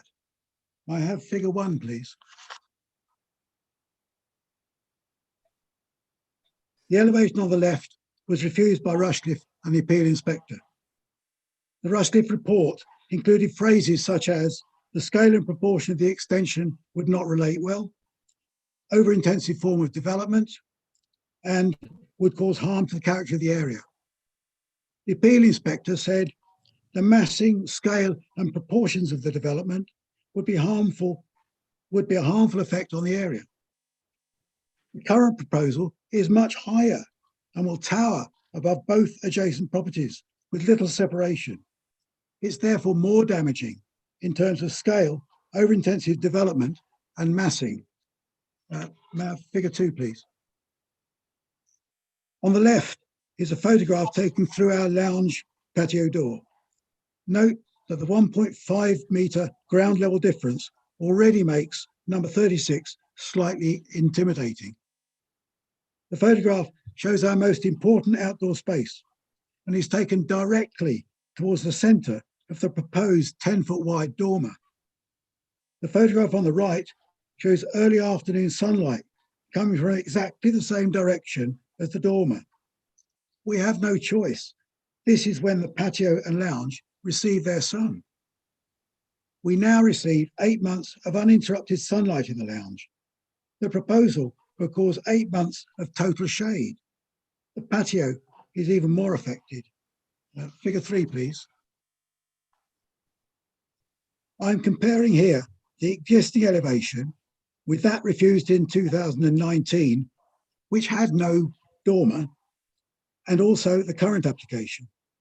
This shows the section most relevant to number 34. In 2019, the only change was to increase the sidewall and roof by up to 1 metre. Even that was sufficient to raise the following comments. Rushcliffe, raising the wall height by 1 metre combined with the ground level difference would have an oppressive impact on the neighbour that would be unduly overbearing.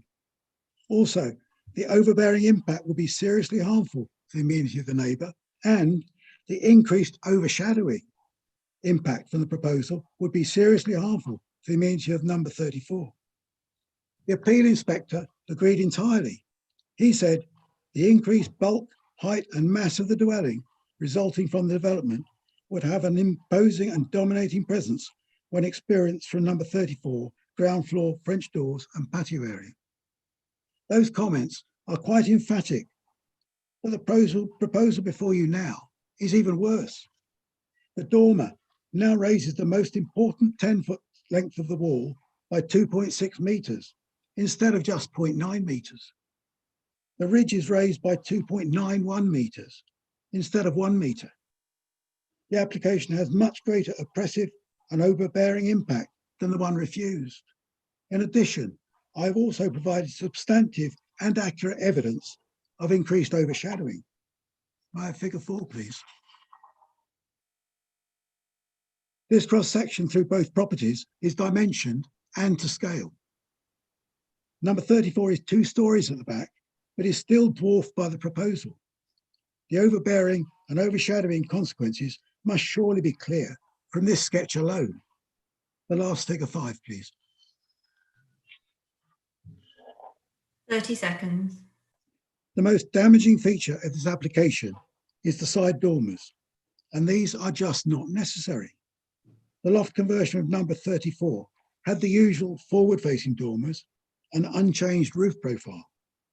Number 36 conversion could also be built with back dormers and roof lights only. I therefore urge you to refuse this application.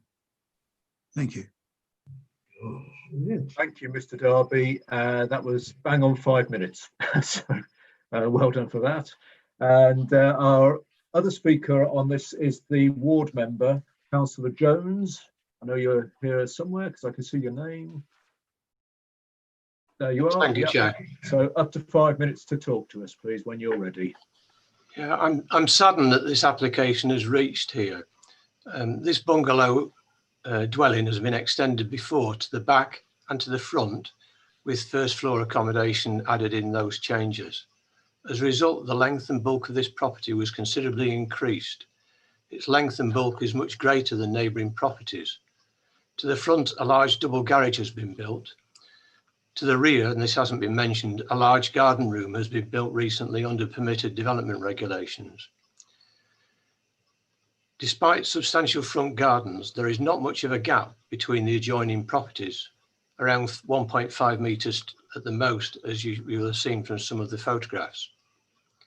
The application property is in a raised position. It's ground level higher by 1.5 metres from the ground level of number 34. It's also on a much higher ground than properties to the rear on Ellesmere Road. The application, and it's important that this is considered, includes another extension to the rear to include a gym and a conservatory. Above this, on the first floor, the application proposes a sizable balcony with 2 sets of patio doors opening onto it. This has adverse impacts on the amenity of nearby properties. In recent years, a series of applications have been turned down, including by the planning inspector. The main difference with this application, as has been mentioned by the officer, is that the eaves would remain at their current height, but the roof height, the extent of the slope and angle and mass would increase massively. The ridge height would be virtually 2.2 metres higher than the refused roof height and would contain significant wings to both sides, back and front, as the officer's second diagram showed the roof pattern. The report suggests that these are more in balance, but the proposed roof form is still over complex, not complementary to immediate properties, and certainly incongruous and ungainly on the street scene.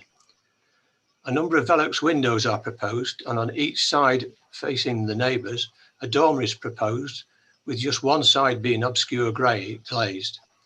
The dormers being of slightly less size than in the rejected application, but nevertheless on a wing sticking out over neighbours. I put it to the committee that the increased height of the roof ridge and the dormer wings would tower over the lower number 34. The impact of the proposed roof on number 34's rooftop solar panels in the period when the sun is relevant is as relevant as its impact on its living area. The sun path analysis provided by the applicant is erroneous and should be dismissed. I noticed Councillor Andrew Pegram did not show the later parts of it. It's erroneous, for example, because it shows it being dark at 6:30 on the 20th of June and dark at 6 o'clock in September, both of which are clearly ridiculous.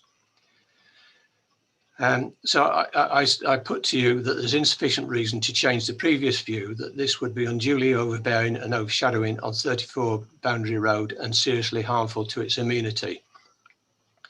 The inspector stated the previous roof elements were overcomplicated and did not complement the hipped roof characteristics shared between the host dwellings and immediate neighbouring dwellings, and would appear incongruous within the street scene. My contention is that the roof pattern has changed. It's gone higher, but the wings are still there, and it would be incongruous on the street scene. The inspector stated the design approach would appear to be at odds with the character of the host dwellings and neighbouring dwellings and would have a detrimental impact on the character and appearance of the area. For the foregoing reasons, he considered that the massing, scale and proportions of the development would have a harmful effect on the character and appearance of the area. In my view, these still apply. I ask the committee to look hard at this and come to the same view as the inspector did before.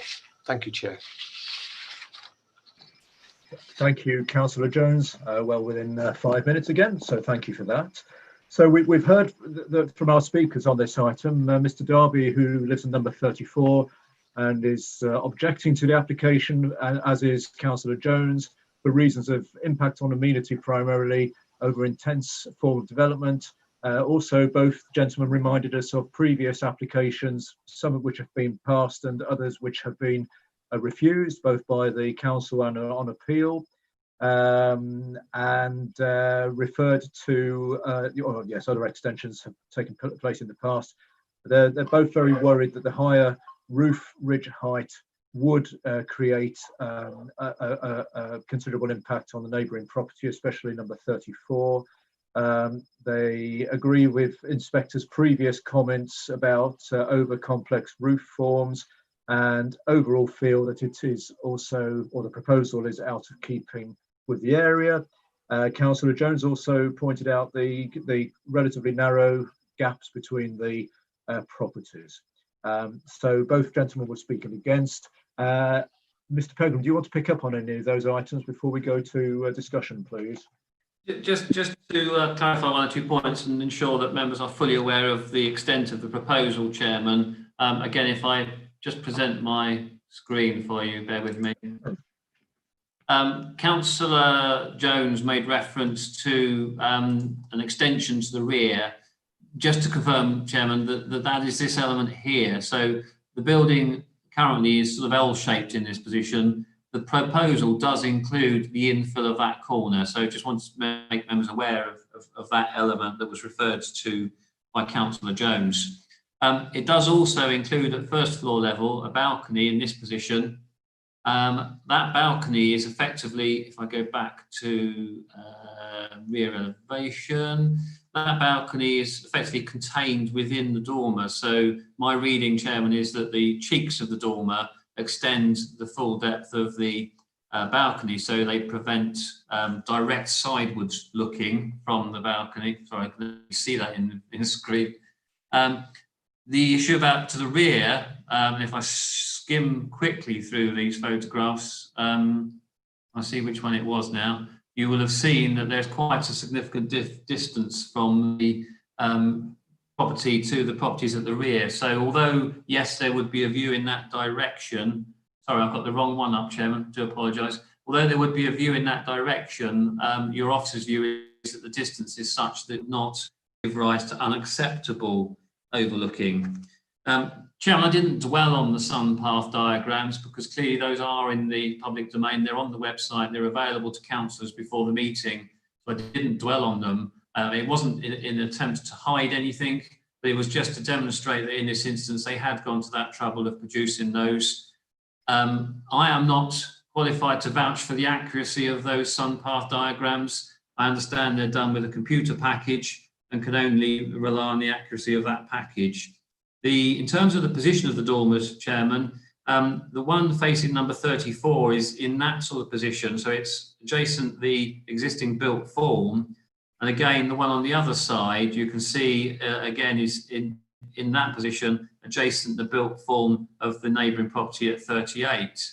In terms of what they provide, The one on the western side facilitates the provision of the staircase up through that dormer, and the one on the eastern side, facing number 34, is a bathroom, and that is the one that we have suggested a condition that it should be obscure glazed. I'll leave it there. Thank you, Chairman. Right, thank you, Mr. Pegram. Yes, we're all back on screen now. So let's start a discussion and come to a decision on this then, please. Who would like to kick this one off?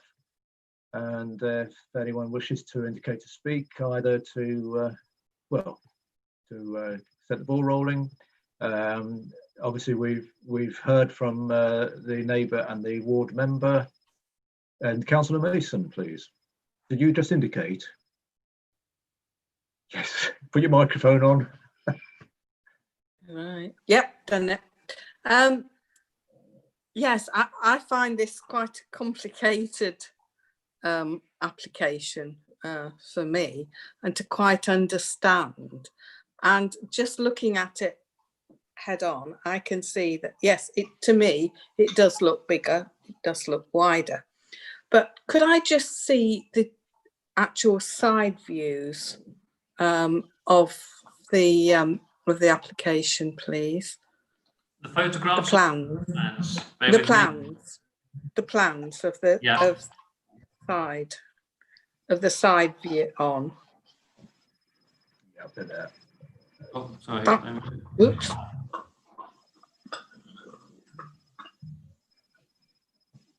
Those are the ones you're thinking, Councillor?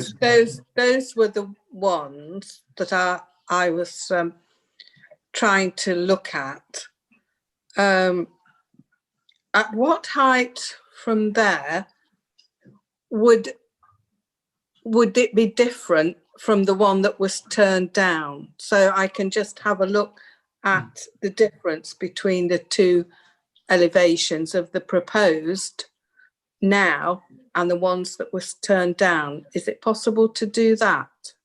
Yes, I don't know if you can make out, there is a faint red line on that plan, which is yes, wait a minute, previous got to put my scheme. glasses on. Yes. So the previous scheme raised the eaves level by 925 millimetres.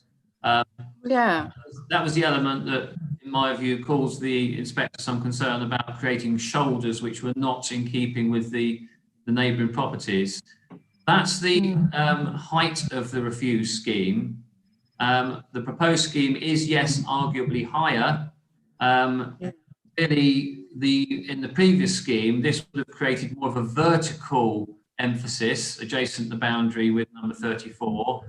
If members can perhaps try and imagine that this is a roof slope rising away from us. So it's not a vertical face, it's a roof slope away from the boundary, and arguably one might say that the impact diminishes as the distance increases. So yes, it's fully accepted, it is higher than what was previously proposed, but the design is also more in keeping because it's a hipped roof. Yes, the do add complication or make the roof more complicated, but obviously you must consider what is before you this evening.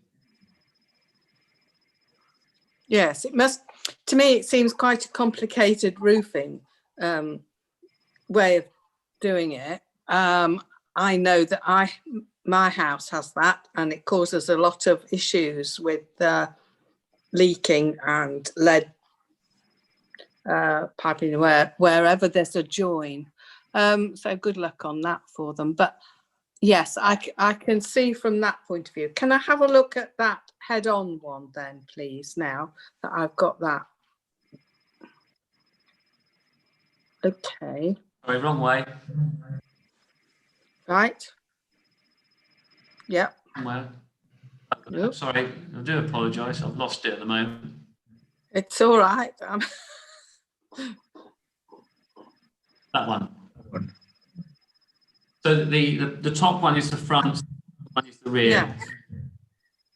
And that's what is proposed now. And again, those lines, you've got the lines there, but then that's going back. Okay. I can understand that a bit better now. but it's still, I suppose, just looking at it in that, and you're looking at it and you're looking at the two smaller properties either side. Yes, that does look huge. I have to say, I can't say it doesn't. So I'll hear what everybody else has to say first. Okay, thank you, Councillor Mason. Thank you. And if we just lose, oh yeah, we're back. So Councillor, right, I thought, no, I didn't see a hand go up. Then I thought I saw a hand go up. But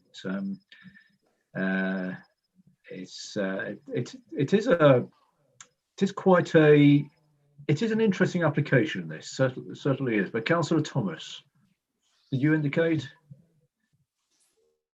Yes, I'd like to propose that we refuse permission on the basis that it's overbearing and overshadowing of the neighbour on number 34 and would be harmful to their amenity. It's also over-intensive development and out of character for the area. Thank you. Right, thank you. I'm just writing notes down there. Mr. Pegram's writing those down as well, so we'll just confirm we've got those in the moment. Just while we're writing those down, did I see another hand go up just then? Did I see Councillor? No, maybe I didn't. Maybe I was Councillor Goland. I'd just like to reiterate what Councillor Thomas just said. Totally agree. Right. So in effect, then, are we saying then that Councillor Thomas has moved the recommendation to refuse for the reasons she's just explained, which we'll read out again in a moment, and Councillor Goland, you're seconding it? Yeah. Okay. Right. Is Councillor Clark? Thank you, Chairman. Just so I can more fully understand, I appreciate Mr. Pegram's probably feverishly writing notes, Yes, he was. Which is, I don't want to distract him from writing those notes. It's important he gets them down. But just for absolute clarification, because I thought that Mr. Darby made a very eloquent and powerful argument in favour of his objection, but I just want to more fully understand the comparison between this current proposal that we're considering as against the previous refusal, because on the face of it, it appears that the roof line was substantially lower, the 2 was it 2.6 or 2 point something meters lower than the current proposal. But to counter that, I think that from looking at the front elevation, it appears that the previously refused roof line of the hip roof was actually set further forward, nearer to the neighbouring property than the current proposal. So basically what I'm wanting to clarification, the refused one was higher, but also closer to the neighbours. Have I got that right? I think you probably, if you had to back up the same elevations that you just had up a minute ago with the red dot. No, I'm thinking more of the front elevation. The front views.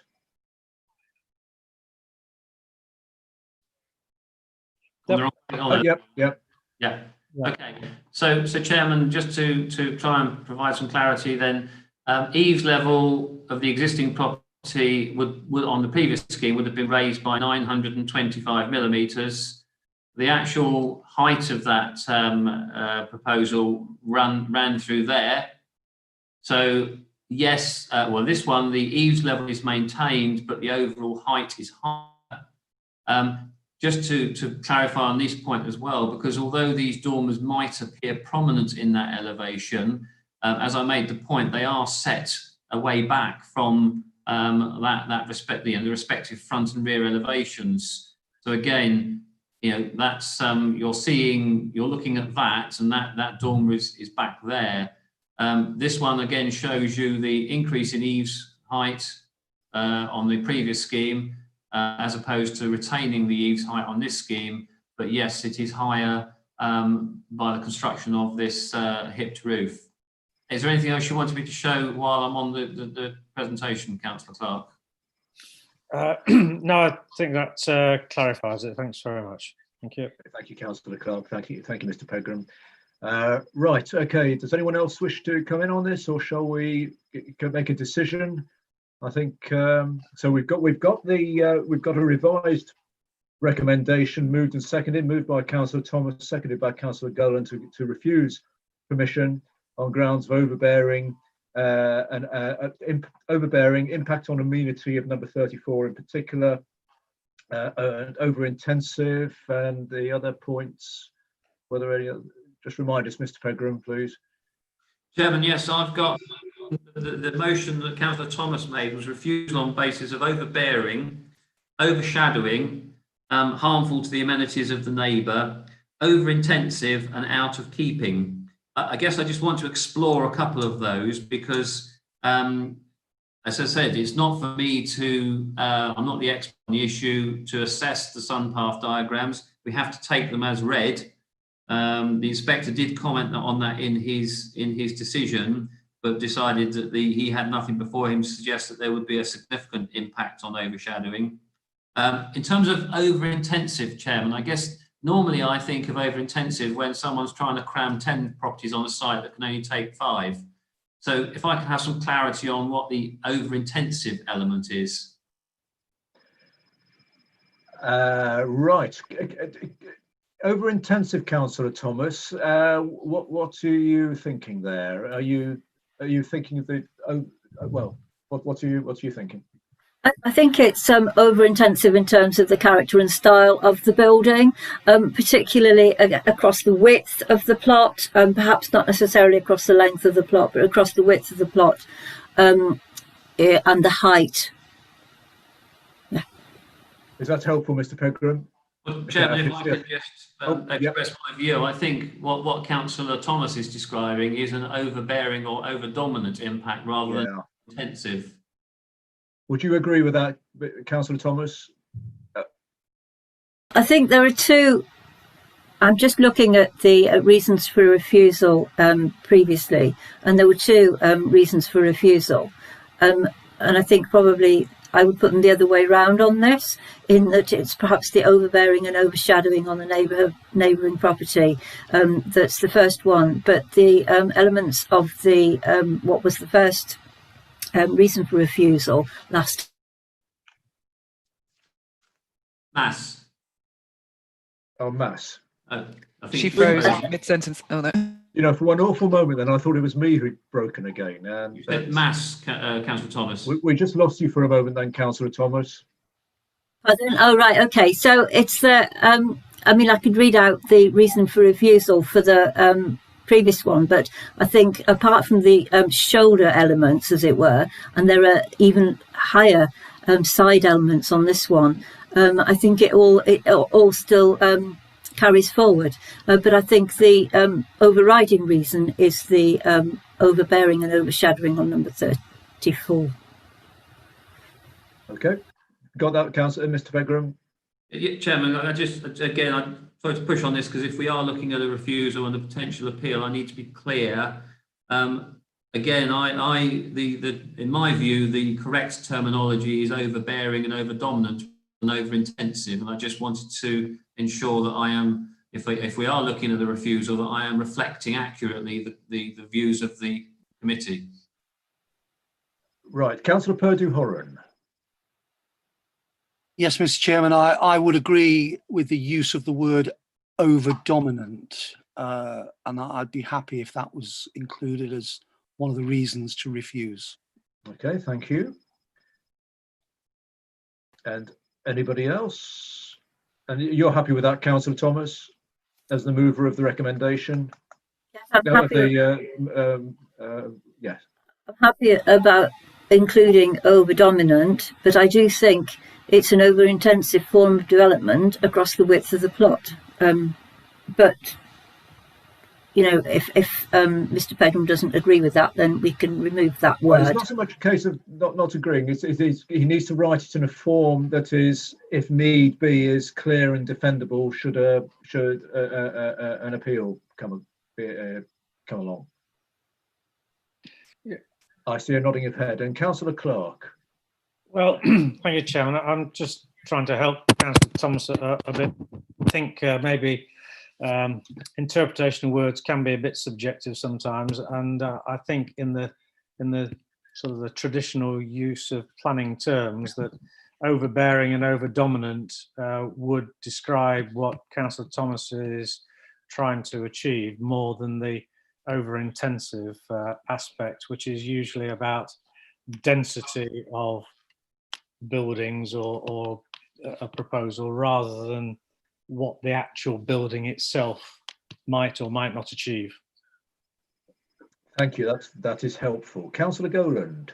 Actually, I think I want to support Councillor Thomas in this. I mean, there's no point arguing about this, so we can go with overbearing, but I think over-intensive matters as a word in West Bridgford. There is a lot of building that is, I would say, over-intensive, where it is filling the entire space, a lot of the garden. There's a lot of this going on in West Bridgford. So I think maybe over-intensive is the word that we mean in this case, as well as overbearing and dominant. Well, perhaps we could include the words in there, but it's as long as the key words are there to make it clear from an overall planning perspective. Planning language, if you like, I think is probably the way to explain that. Does that make sense? Yeah, good. Right, have we got that then, everybody? I think Mr. Pegram's got all that down. So we've got the proposal moved and seconded by Councillor Thomas and Goland to refuse for the reasons just given. I think, shall we go to a decision to the name roll call? The roll call, please. Thank you, Chair. Councillor Butler. So this is to refuse and for. Yeah. Councillor Clark. For. Councillor Goland. For. Councillor Healy. You're on mute, Councillor Healy. I'm sorry, beg your pardon. For. Thank you. Councillor Mason. Against. Councillor Murray. For. Councillor Purdue-Horan. For. Councillor J. Stockwood. For. Councillor M. Stockwood. For. And Councillor Thomas. For. Thank you. It's 9-4, 1 against, so the application is refused. What is oh right, 9-4, 1 against was that, or was it? No, I thought it was 10. No, because Councillor Major is. Oh, I beg your pardon. Sorry. Yes. Councillor Major's not here. Well, yes. Well, sorry. No, I beg your pardon. So 9-4 against. So permission is refused for that application. Right, now it is 20 to 9.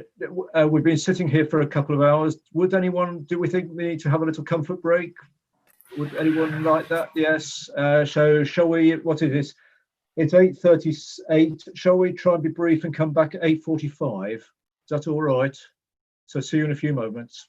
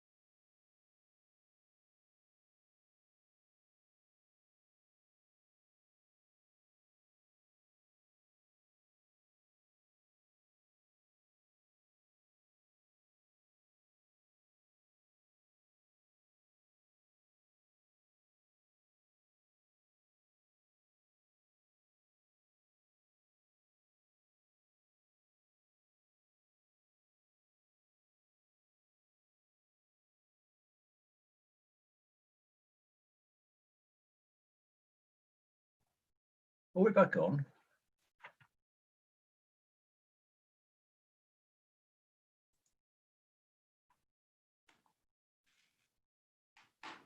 Oh, is it me or has it all gone blank again?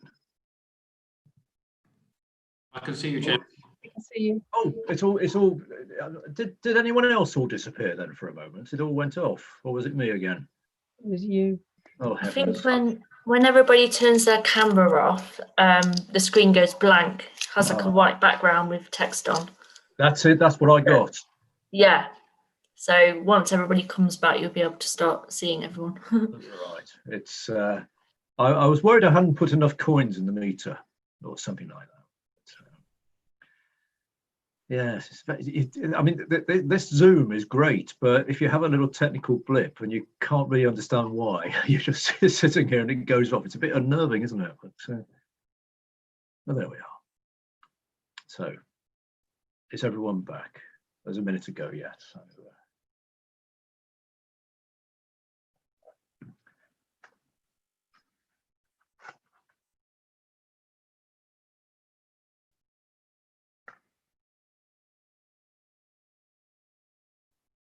it's also quite unnerving when you can't hear anything. Do you want me to sing, Chairman? Pardon? Oh, thank you. Yes.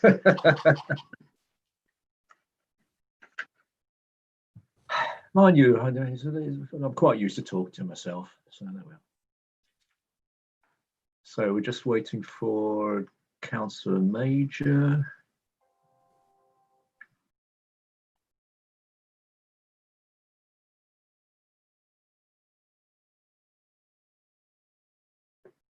Is Councillor Major with us? Yes, well done.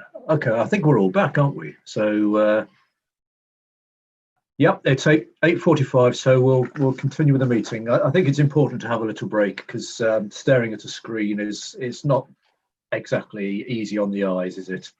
And sitting in one place as well.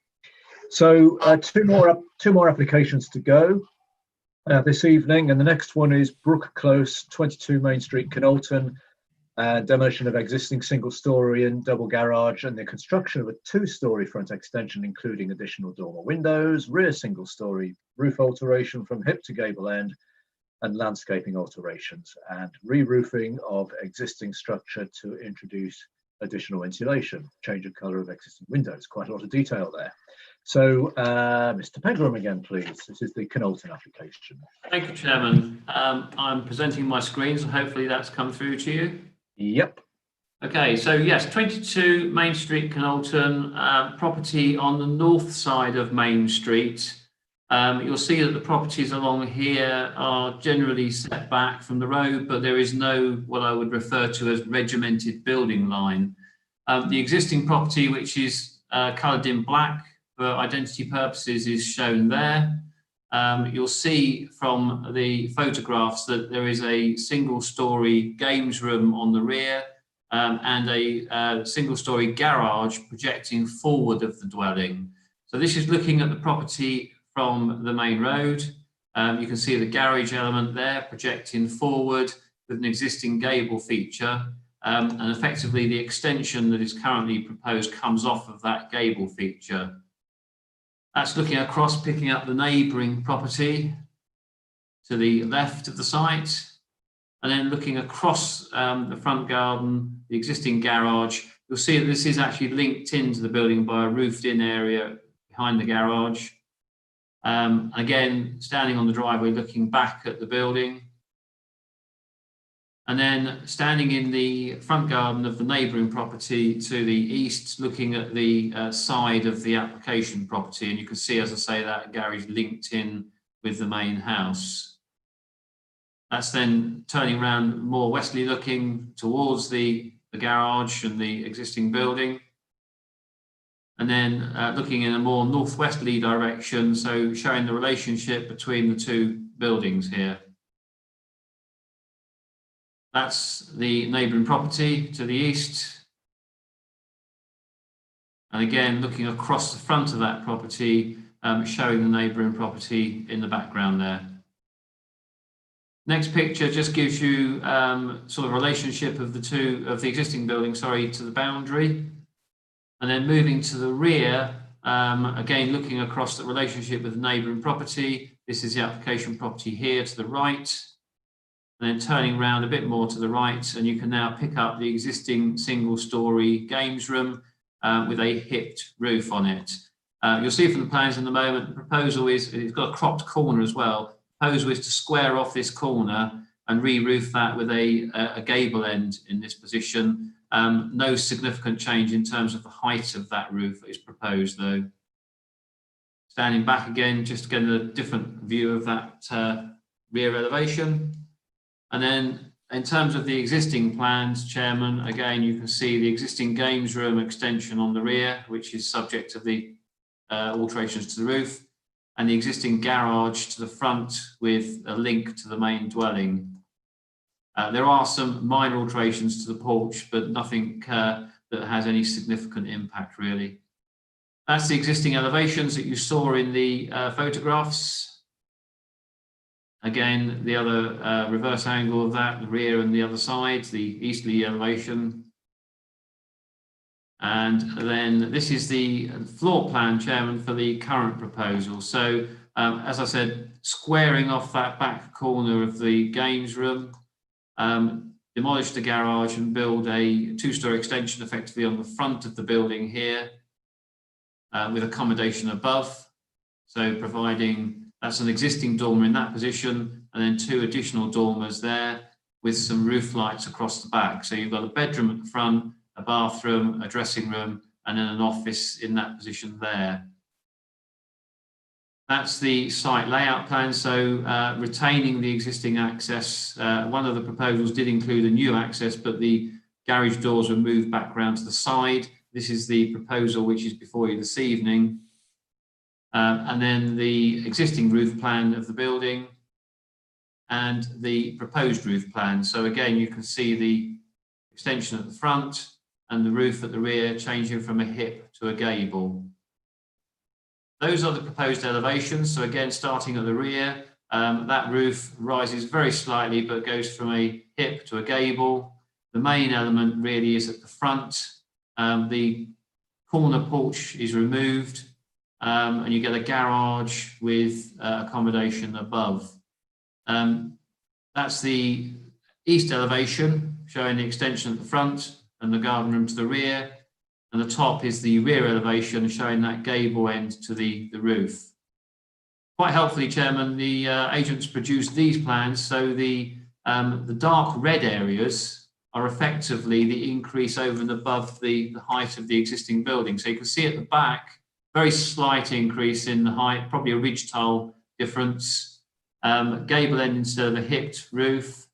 And then at the front, this is the mass and scale of the proposed two-story element at the front. So that element there is the gable end I pointed out on the photographs. That's existing. Extension comes off of there at the same height forward to provide that extension that you see. And then the reverse angle, east elevation of the building and the rear elevation. Chairman, this is obviously an existing residential property. Principle of extensions is considered to be acceptable. The application falls to be determined on matters of design, scale, mass, height, impact on the character of the area, and impact on neighbouring properties. Chairman, those issues have been assessed by your officers. We are of the view that it results in an acceptable design and would not have an adverse or an unacceptable impact on neighbouring properties. And for that reason, Chairman, it's with you with a recommendation to grant planning permission. Thank you. Thank you, Mr. Pegram. And we have two speakers on this item. The first is Mrs. Gray, who I think is a neighbour, but she is not able to join us tonight because I don't think she has access to online working. So she has produced a written statement which will be read out by Mrs. Sells. So Mrs. Sells will speak on behalf of Sharon Gray. So Chairman, if I may, there's also some images that. Oh yes, I'm sorry. Yes, you're quite right. I beg your pardon. I've got a note here about that. And Mrs. Gray lives. Number Mrs. Gray 20, has submitted some pictures and images, and they will be referred to in the presentation. Okay, thank you. So, Mrs. Sells. Thank you. I strongly object to the planning application 20/0153/FUL due to the significant effect on the amenity of my property and living conditions due to the density, height and mass of the proposal. I have enclosed 2 pictures below to show how the property is located and not how it is shown on the planning application block plan. Picture 1, this is the correct block plan, but does not show the games room extension at the rear, but does show how the extension will cause loss of light and be completely overbearing and dominate my property due to the mass and density and height. It does not show exactly correctly, as my property frontage is level with the middle of the original bungalow to my left as facing the picture, and my frontage is level with the middle of the bungalow to the far right. Picture 2, please.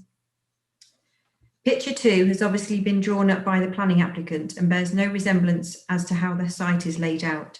The applicant, Mr. Dodge, had a survey done to show how much light I would lose to my 3 habitable rooms, but this would be considerably more if the correct block plan had been used for the survey. The block plan does not show how close to my property, number 22 Main Street, actually is. Why are people enforced by law to cut down tall hedges and trees, but this application has already stated in his survey that I would lose light? The proposed pergola with roofing between our 2 properties will completely block any light out of my side window, so I would have no natural light at all in the habitable room closest at all. 22 Main Street has already been completely overextended, as it was originally a 2-bedroom bungalow and at present is a 4 bedrooms, 3 reception and 3 bathrooms, of which 1 located downstairs. Surely one of the reception rooms or the games room could be rearranged to provide a bedroom for visiting elderly relatives and visiting family. The proposed extension will be completely overbearing due to the height and mass of the extension. It will overshadow over 3/4 of my front garden and block out light from 3 of my nearest front windows, and will feel like living next to a row of terraced houses due to the height and density of the proposal. The next picture, please. Sorry. As you can see from the above picture, the proposed pergola with roofing between our 2 properties will completely block any light out of my side window, so it would have no natural light at all in the room closest at all. You can also see how this extension is already not in keeping of the street scene, so to increase the height of the garage would look completely out of character to the rest of Main Street. Next picture. I therefore would ask you to refuse planning permission and reconsider your appraisal, as half of the information given by the applicant is not accurate and does not show how the planning application would affect my quality of life. Please would you consider the comments made by Tina Comberlack and Kinalton Parish Council, who have been around to my property to see how this will affect my living condition due to loss of light and enjoyment of my front garden. Thank you.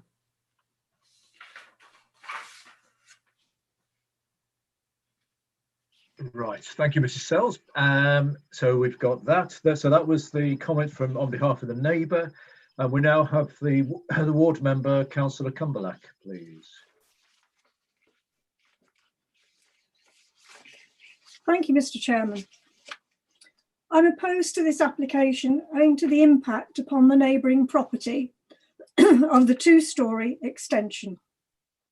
It will substantially increase the height and mass of the already extended property, which is located close to the front garden boundary of 20 Main Street. The proposed extension to the front of the property will have a significant adverse effect upon the outlook from the front living rooms of the neighbouring property and will appear overbearing. If I read the sun scale report correctly, at certain times of the day, 26% of the front garden will be in shade. This proposal therefore harms the amenity of the neighbouring property and is contrary to Policy 10 of the Rushcliffe Local Plan and MPPF at paragraph 127. Policy 10 states the proposal should be assessed in terms of its impact on the neighbouring amenity, in terms of massing, scale, density and height.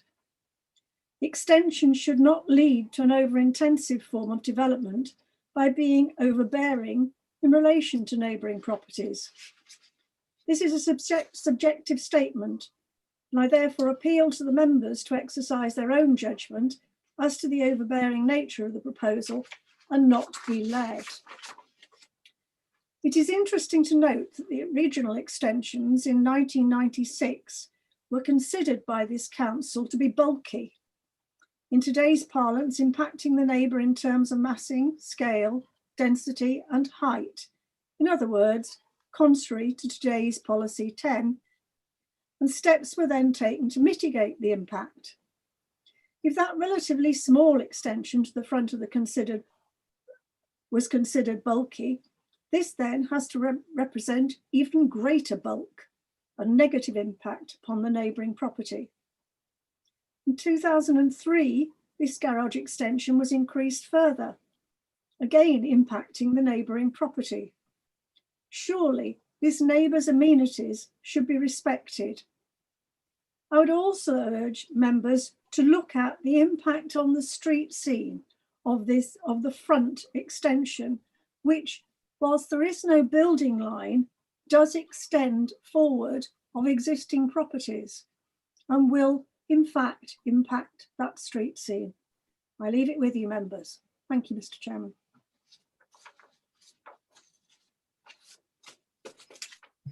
Thank you, Councillor Cumberlack. So those are our speakers on this item, both who are objecting to the application primarily on the grounds of effect and impact on amenity of the neighbouring property, the height and mass, loss of light. They point out that, or they consider that the property has already been extended considerably over the years, and feel it will come out of character with the area. There's a little bit of a dispute about information being correct or not.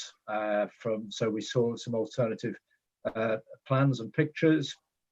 The confirmation that the ward member and the parish council are objecting to the application, worried about the proximity to the neighbour and the garden boundary and the adverse impact, and also reference was made to comments made in previous applications about applications of the day being seen as bulky, and but consider that the current application is worse than that, and the worries about or considerations about the street scene. So I think that covers most of the points covered there. Anything to come back on before we go to discussion, Mr. Pegram, please? Just briefly, Chairman, just perhaps to help with this issue over the way the property is portrayed on the location plan. I mean, the fundamental purpose of this plan is to identify the location of the property in the area. But whilst Councillor Cumberlack was speaking, I was comparing the plans. If you actually look at this plan with the one that's on page 61 of the agenda, you will see that number 20 is actually shown with a different shape in the agenda pack to the shape which is shown here. And I think that's the point that the neighbour was referring to. If I then go to this plan, and if I can try and zoom in on it, need to drag it down though. Again, you can see that that is a more rectangular footprint compared to the L-shaped footprint that was on the location plan at the beginning of the presentation. The other point that was you were asked to consider, Chairman, and just to assist in that respect, is that Councillor Cumberlack asked you to consider the impact of the front elevation, which is coming. No, it's gone. It's that elevation. Oh, sorry, that elevation top left. So that's the elevation that you would see. Although Councillor Cumberlack described it as two-storey, yes, it does provide two-storey accommodation, but obviously the first floor accommodation is largely within the roof space of that element. Hopefully, Chairman, it just clarifies a few of those points. Okay, thank you. Yes, I think that's helpful. Okay, right. So we're down to us now, ladies and gentlemen. So does anyone wish to ask any questions or make any comments at this? Well, we need to, yes. So who'd like to start off? Any recommendations, whatever. So Yes, Councillor Clark. Yeah, well, I know you told me not to come to you first, but when there's no other hands going up, what can I do? I know. I really just the one thing that does concern me on this application is the potential overbearing aspects of that front elevation on the next door property, and I'd be interested to know how Mr. Pegram or how the case officer arrived at the conclusion that it would not be overbearing, because it does seem to me that if you were standing in the front garden of number 20, that there would be quite an additional mass of building sort of looking over you or dominating you. So I'd be just interested to know how the assessment was arrived at, please, Chairman. Well, Mr. Pegram. Thank you, Chairman. I will try and put myself in the head of the case officer as well. Yes, yeah. This is the element we're talking about. Firstly, the point to make, and probably it's better to look at this plan, that element is existing. So that's the starting point. The additional mass you are looking at is effectively that area which is coloured red. So if we now go back to that plan, yes, Chairman, all development has some impact. What we have to do as officers and you have to do as decision makers is determine when that impact is unacceptable. That is the elevation that would face number 20. Again, I'd ask you to bear in mind that that is the eaves level. That roof slope is sloping away or rising away from you. So it's not a vertical face. But again, as I say, I think the fundamental part for me is this, which shows the comparison between the existing and the proposed. And obviously, as I say, that is existing up to that point at the first floor. That is the addition, arguably, that is the additional impact of the proposed extension. So, Councillor Clark, it's the red section that we're looking at that has brought us to that conclusion. Looking at the whole thing, but that gives you a comparison between the existing impact and the proposed impact, arguably. Sure, yes. Thank you, Chairman. Thank you. Okay, thank you. Right. Did I see another hand go up? I'm not sure if I did. Councillor Mason. Mute.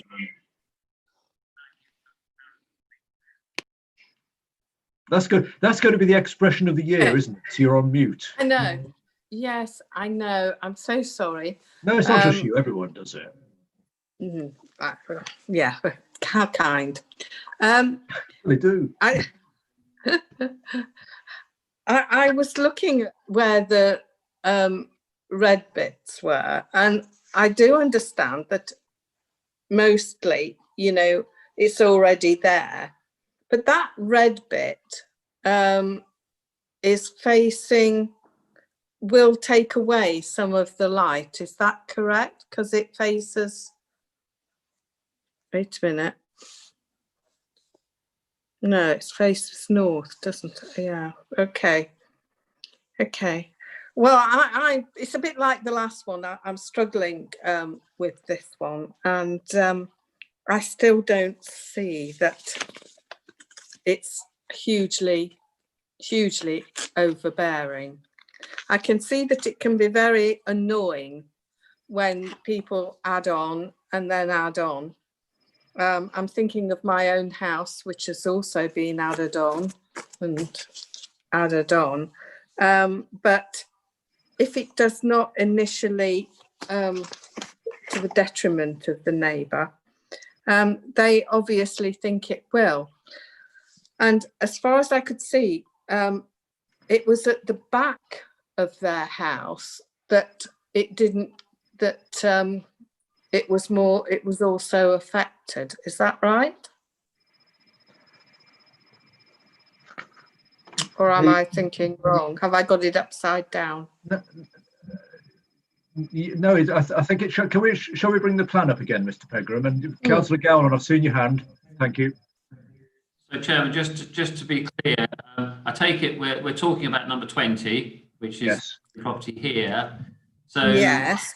that's the position of the two-story extension at the front.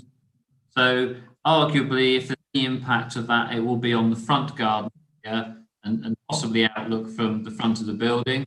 In terms of the rear garden, the games room is the element which is being altered, which is on the opposite side. The opposite side. I would argue that wouldn't have significant, if any, impact on the rear garden of number 20. Right. Does that Okay. help? Thank you, Yes, Councillor Mason. I knew there was Councillor- something and I'd got it. No, well, the wrong way. that's what we're here for. That's what the plans are for. Councillor Gowland, please. I'd like to move that we reject. No, I can't get the words right. I'm sorry, but that we basically reject this application on the same grounds as the previous one, that it's overbearing on the neighbours. I think the extension is in the southwest of the garden of the neighbours, so I think it will block the evening sun, and that's probably talking about the other neighbours actually. Yeah, I suggest we decline it. So you're recommending refusal Yeah, on that's the the right grounds word. Thank you very much. of overbearing on neighbours, number 20 in particular. Yeah. Right, okay, I've got that. And Mr. Pegram's writing notes down. Have you got a seconder for that at this stage? So, no, I don't think. Apparently not. No, apparently not. Okay, right. Councillor Purdue-Horan. Yeah, I think it's a finely balanced one, Mr. Chairman, but I think I am of the view on balance that it is overbearing and over dominant and would severely impact upon the amenities of the next door neighbour. So I would be prepared to second the proposal. Okay, thank you. So that's proposed and seconded. Mr. Program's writing stuff down rapidly and frantically as usual. Are you going to ask for further clarification or no? Okay. No, I think it's quite clear, Chairman, what the grounds are. Yep. Right. Councillor Major. I'm not sure if you've got us on gallery view because you should be able to see everyone at all times. I'm not sure if it's just you've got your setup wrong. No, I think I am on gallery view. Yeah. Okay. Can I just? So I just want to clarify the sun situation. So I'm finding it quite hard to navigate on the view, because from my understanding, I don't think this is overbearing, and I think the fact that the first floor extension out the front of the building, because it slopes away and the dormers are on the other side of the building, for me that feels less oppressive and less likely to cause loss of amenity on that side. But I just wanted to double check that the sun is tracking from which direction to see what the impact is on the front rooms of the neighbour. Which way is Chairman, the north is let me just confer with the other plan I've got. Yeah, north is pretty much straight up, Chairman. East is to the right, west is to the left. So obviously the sun would rise in the east and set in the west. Okay. So arguably, yes, there may be some impact in terms of overshadowing in the later part of the day in the winter months. In the sun, when the sun is higher in the sky, less of an impact in my view. But it would be limited to as I say, afternoon, early evening sun as it comes round that corner, basically. Yeah. The other issue, Chairman, just to make a point while this is on the screen, in terms of the prime amenity area for any property, it would generally be that area immediately at the rear of the building, dropping in value arguably as you move back in the plot. The front garden, because obviously it's more open, would have not no amenity value, but obviously of a lesser amenity value. But clearly, the point that Councillor Major makes is that there is the impact on the windows of the neighbour. But clearly, your officer's view is that, given the position of it, we didn't feel that was so significant to warrant refusal.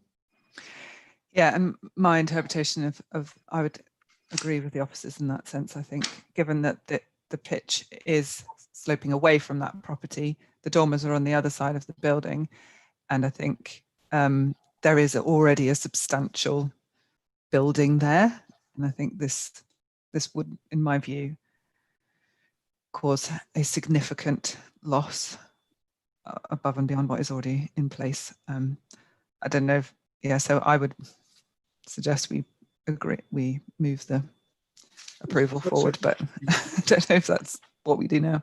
Well, no. It's like, well, we're still discussing. Councillor Clark's going to say something in a moment, and that's what we're here for, to consider. That's what we do: consider applications and get as much information as we can. Councillor Clark, please. Thank you, Chairman. Yes, this is, I think, pretty finely balanced, but I just realised that the neighbour who Mrs. Sells read the statement out did mention a habitable window at the end of her property. So, in fairness, I think we must just consider that and have a look to see what was actually meant. Perhaps if I think Mr. Pegram looks like he's feverishly looking at the plans or elevations, if there could be any clarification as to what that habitable room. Oh, right. Oh, I see. So it wasn't at the end; it was at the side. No, it's. Right. I was assuming This is the front view. No, it's the rear view, isn't it? No, it's front. That's the front. Yeah. Pardon, sorry, I'm getting my. When she said the end, I thought she meant at the sort of facing towards the neighbouring property, rather Yes. on the side. Yeah. Right. Okay. Okay. Thank you. Right. Thank you. Right. So we've got a recommendation now in place to refuse planning permission, which has been proposed by Councillor Goland and seconded by Councillor Purdue-Horan. So unless there's anyone else wishing to speak on this, this is the new recommendation. Shall we go for the vote, please? Thank you, Chair. So this is a motion to refuse for the reasons given. Councillor Butler. Against. Councillor Clark. Against. Councillor Goland. For. Councillor Healy. Against. Councillor Major. Against. Councillor Mason. You're on mute. Against. Thank you. Councillor Murray. For. Councillor Purdue-Horan. For. Councillor J. Stockwood. Against. Councillor M. Stockwood. Against. And Councillor Thomas. Against.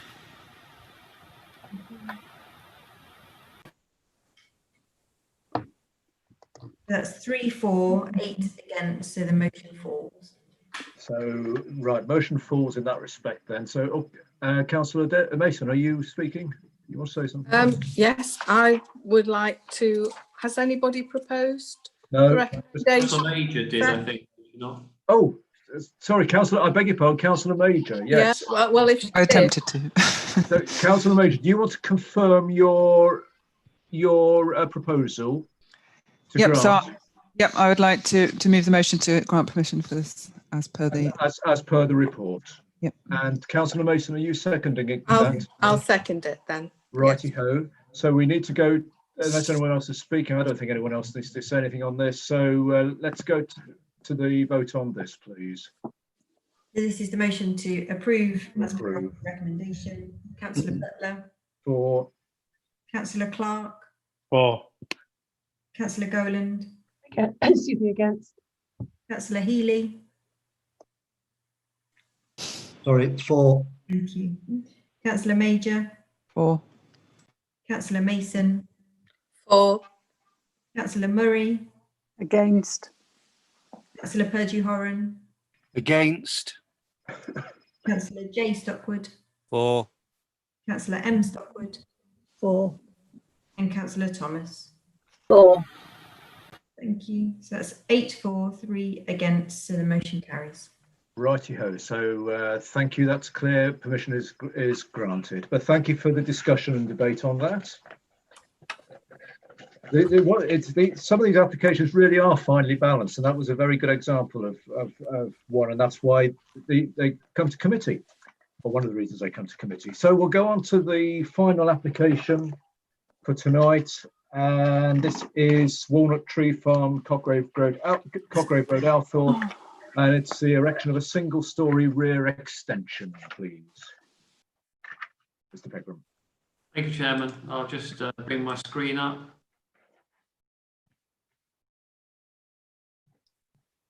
Chairman, so the application before you is, as you mentioned, Walnut Tree Farm, Cotgrave Road, Althorpe. It's a property which sits back from the road. You'll see from the photographs it's a traditional cottage which has been subject to some previous extensions, and I'll come on to that in more detail in a moment. So again, that's the aerial photograph showing it on the edge of the settlement there. This is the property in question. So it's a traditional two-storey cottage. Looking at from a different angle, that's the driveway between two properties to access the rear of this property. This is a later, it's very well matched, but from what our records show is a later addition at first floor level. Looking slightly different angle. And then going down through the driveway to the rear of the property. And at the rear, again, you'll see there has been a two-storey extension and also a range of outbuildings constructed, which were originally described in the original application for those extensions as stables and garages. That's, again, looking back at the back of that extension or that range of buildings. Again, very sympathetically done, tastefully done in natural materials.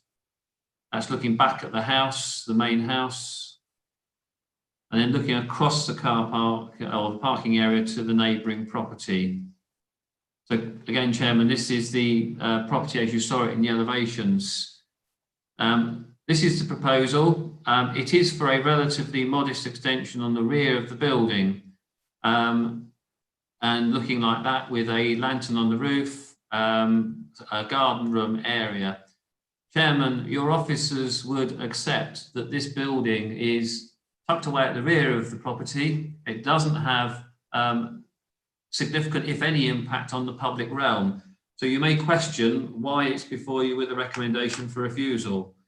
Chairman, the property is within the green belt. And as members will be aware from paragraph 144 of the MPPF, sorry, 145, new buildings in the green belt are inappropriate.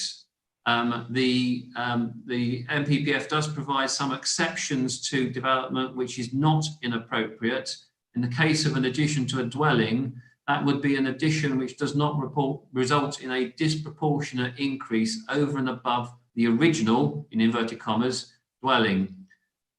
What we have here, Chairman, is a situation where the property has been extended previously, as you saw in the photographs, and therefore the cumulative impact of the additions has now reached the point where your officers consider that the additions are disproportionate. Therefore, Chairman, it's not considered that the proposal sits within the closed list in paragraph 145, and the development is inappropriate and is therefore in accordance with policies in the MPPF harmful by definition. Any harm, Chairman, whether that's physical or harmful by definition, in accordance with paragraph 144, must be given substantial weight. Permission should then only be granted if there are very special circumstances, and very special circumstances will only exist where those factors outweigh any harm, either by definition or by physical impact from the proposed development.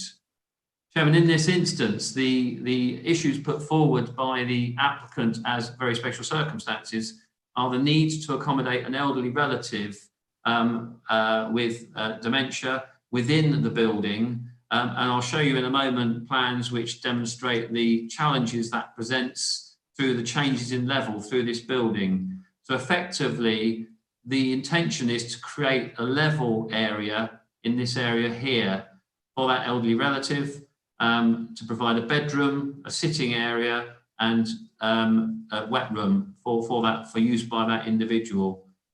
This is a hand-drawn picture, but just gives you an indication of the reception hall with the ground floor level. Kitchen floor is slightly higher, the lounge level is higher, and then the bedroom utility area is even higher. This plan then seeks to demonstrate, Chairman, the challenges that are presented through those levels in providing any ramped access within the building. So you can see the length of the ramps that would be required. Certainly in the kitchen, that presents a conflict with the use of the area within the kitchen. So, Chairman, just to recap, your officers are of the view that the cumulative impacts of the previous extensions and this one result in disproportionate additions over and above the original dwelling. In terms of original, that's defined as the building stood on the 1st of July 1948, or if it was a building constructed after that date as it was built.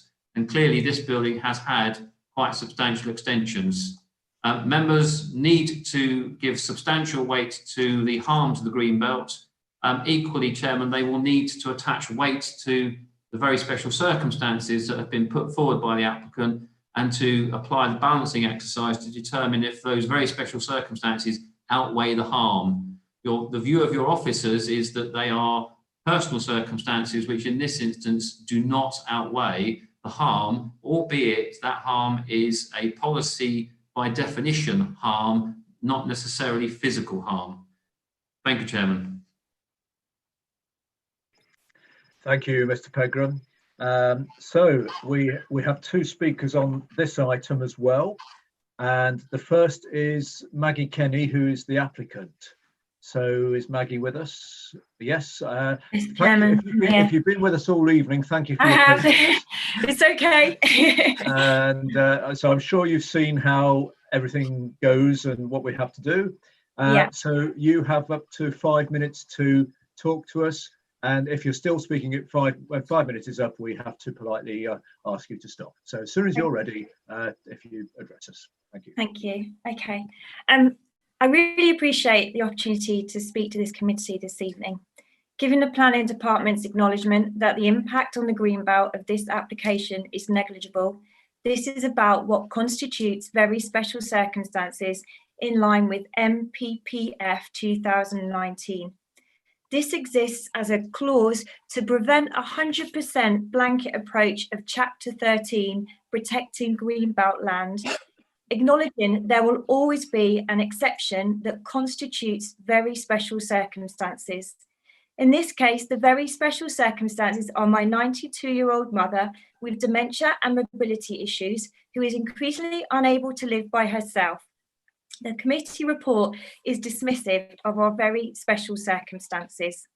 Apart from our councillor, who has been so supportive, the experience of dealing with RBC planning has been disappointing.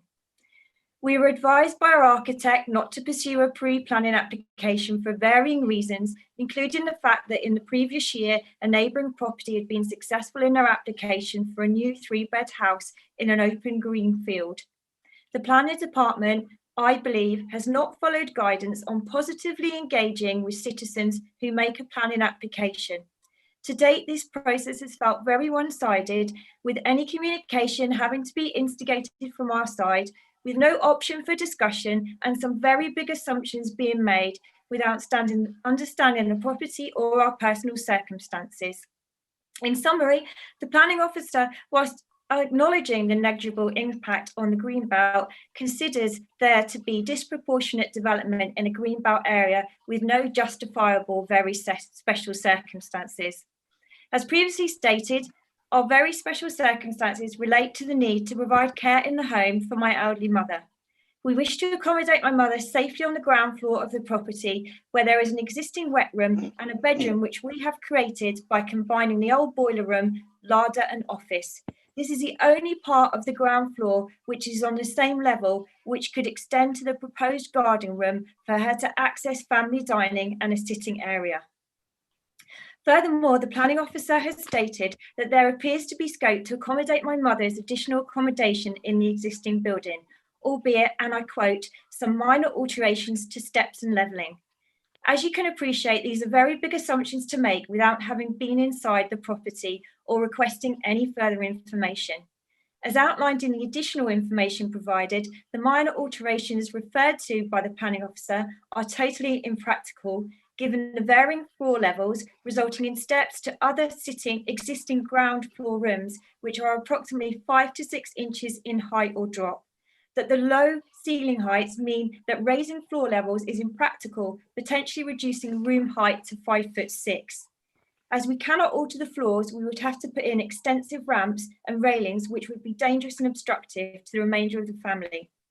I struggled to ascertain how you could consider raising of floors across most rooms in an old farmhouse to be minor works or practical. So failing this, I note from the committee report that the assumption now appears that mum's accommodation can be accommodated in the garage conversion. Again, these are very big assumptions made without any correspondence and are entirely impractical, given that the conversion of the garage is at the very far end of the property and would require mum to regularly tackle 2 varying floor levels and move 40 feet. Or if we use this area for family dining, is a similar distance from the kitchen and therefore not practical or safe for carrying hot food. My mother has dementia, which creates severe anxiety and is petrified of ending up in a care home. She currently lives in what is classed as a council shelter bungalow in Cambridgeshire, although wardens are no longer on site. I live in Nottingham, and my sister who has MS is in Portsmouth, a further consideration for the future. Despite someone calling in every day to ensure she takes her medication, now locked away due to a recent overdose scare, I receive on average 8 to 10 calls a day. In the main, this requires me to calm her anxiety and answer her repetitive questions, which is not only stressful for her, but also for me. The local GP, my sister and I envisage that by having her here with me, we will help stem some of their anxiety and improve her health and well-being. I don't think anyone at this time would wish for their loved one to be in a care home, let alone if they were petrified of the concept. In summary, I am asking for councillors to consider these circumstances as very special circumstances, which the policy allows you to do without setting any precedent. The alternative will be that she resides in her bedroom or she does not come to live with us. Furthermore, the officer has clearly stated that there would be no harm to the Greenbelt. Thank you. Thank you. We're just on 5 minutes there, so thank you for that. It heard you perfectly well. So our other speaker on this is the ward member, Councillor Cumberlack, please. Thank you, Mr. Chairman. I'm at a loss to understand the approach to this application. It is argued that this property has been overly extended.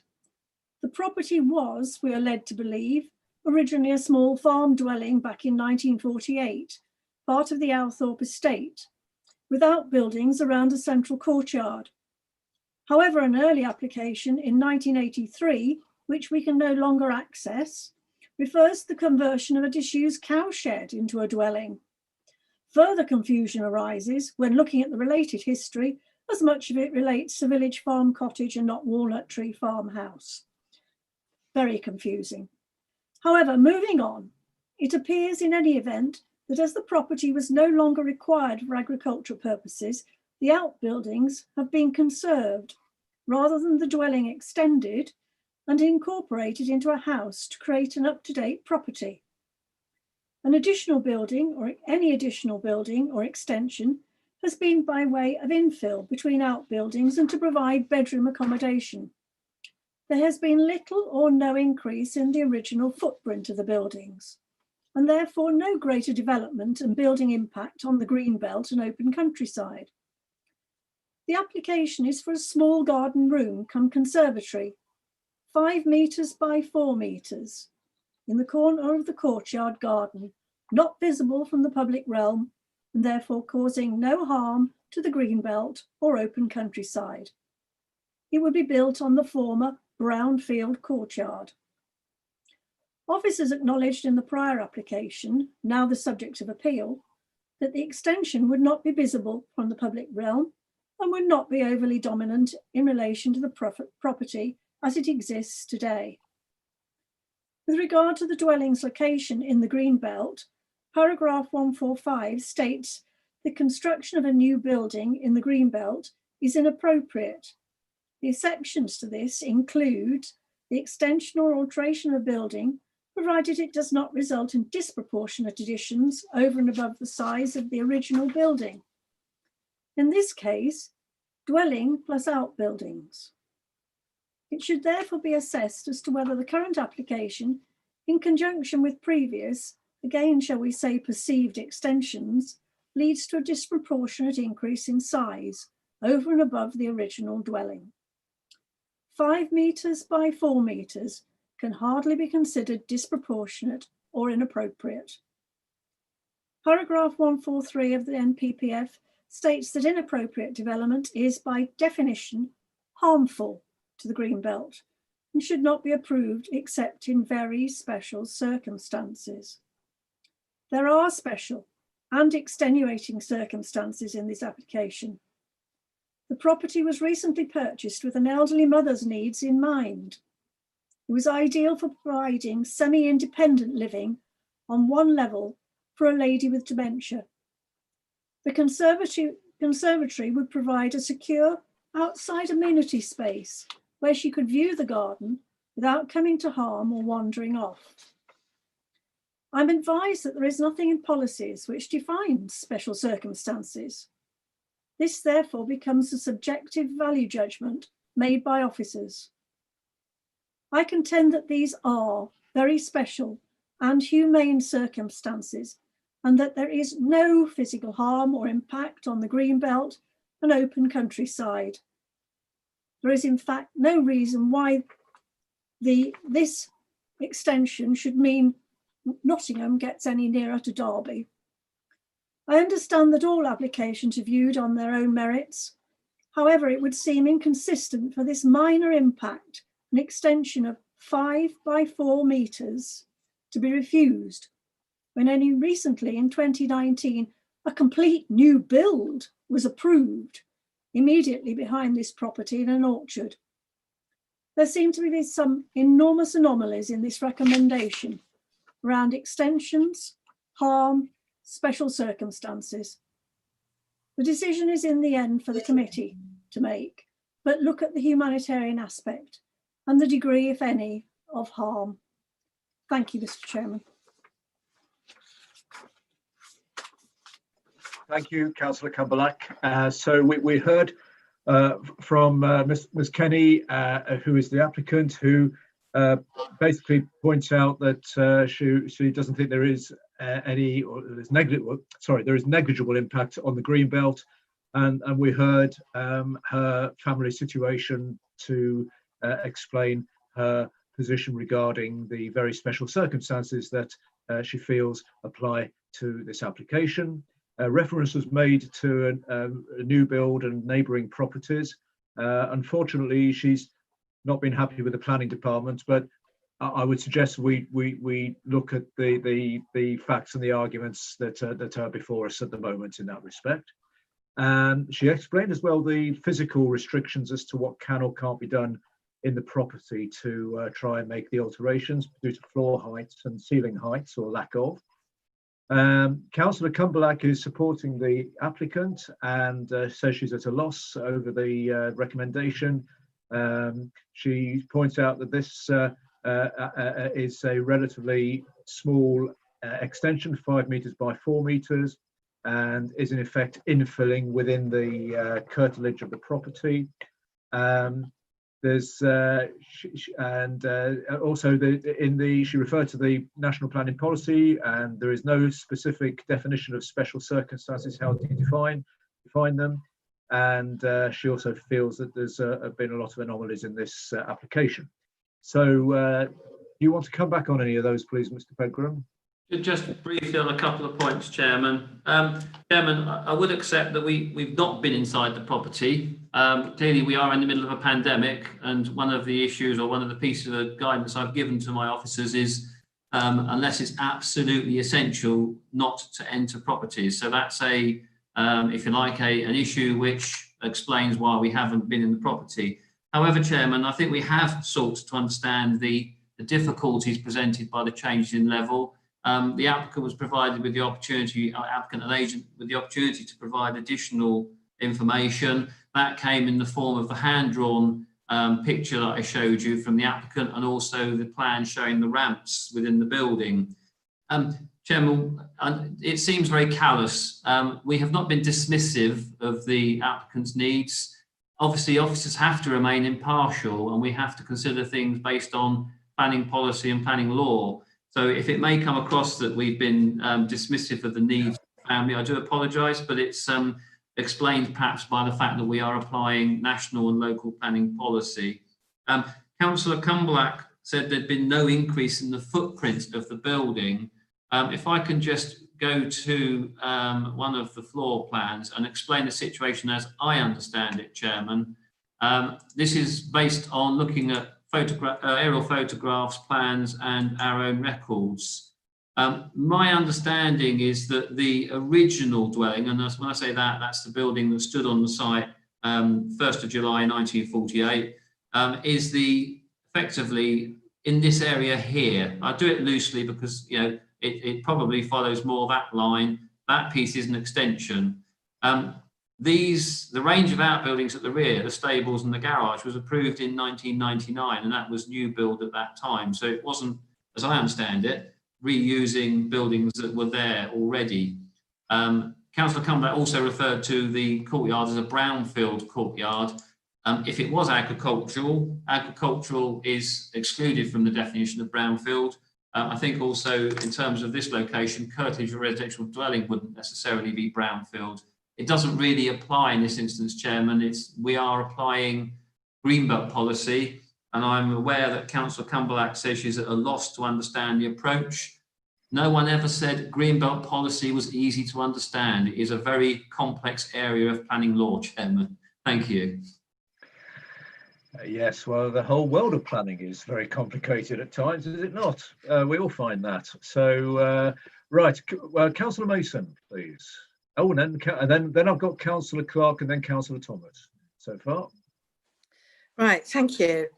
As regards these percentages that you've said, and you've said it's 170% larger. In 1999,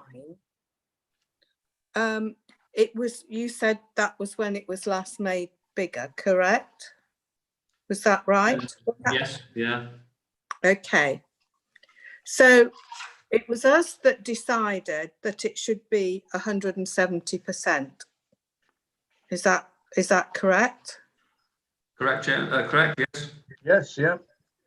Okay, so we said, yes, you can go to 170%, but now, and I know the policy is about Greenbelt, and it is a percentage of the original size. So then it was 170%. So what is the percentage extra for this? Well, I would call it 15 foot by 12 foot in old money, but I realise we're in metres now. What is that percentage on 170% of 170% that would make it bigger than the original? What would it go up to? Have you got your slide rule, or I haven't done the calculation. I think the permanent issue is, yes, this authority in 1999 approved quite substantial extensions to that building. Clearly, policy has changed. There's greater emphasis on Greenbelt in current national planning policy framework. We don't have in the plan or any guidance on and there's no guidance nationally either, on what constitutes a disproportionate increase. We do now work on a rule of thumb measure of about 50%. So again, it does depend on the size of the original building, the impact of the extensions and all other factors, including design, etc. But as a rule of thumb, we would work now on 50%. If it's 60, 70, 80, you're going to the point where you're then saying it's potentially disproportionate. But that is a rule of thumb. And as I say, it does depend on design issues. I can't give you the exact percentage increase, but obviously what we are saying is that the cumulative increase with this and the previous extensions is 170%. So that 170% includes what is being proposed. That's my understanding, Chairman, yes. So it could be 20 could have been originally, as it is now, 150% or 160%. I know it seems a bit pedantic, but I find planning can be a bit pedantic. But I do find it strange that we say, yes, it's okay, 150, 160%, but not 170% for a relatively small area compared to the size that you say is already being extended. So I find this quite difficult. I do realise that it isn't easy to get all your house the same level. I've tried to raise the house of my house level by about a foot, really. And that is difficult. But I do find this isn't a normal thing when we're talking about an extension.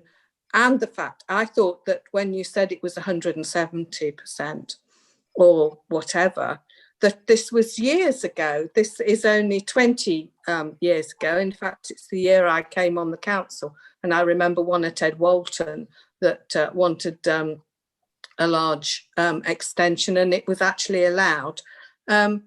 So yes, I am of a mind to think more about it, but also to say that I don't support the recommendation.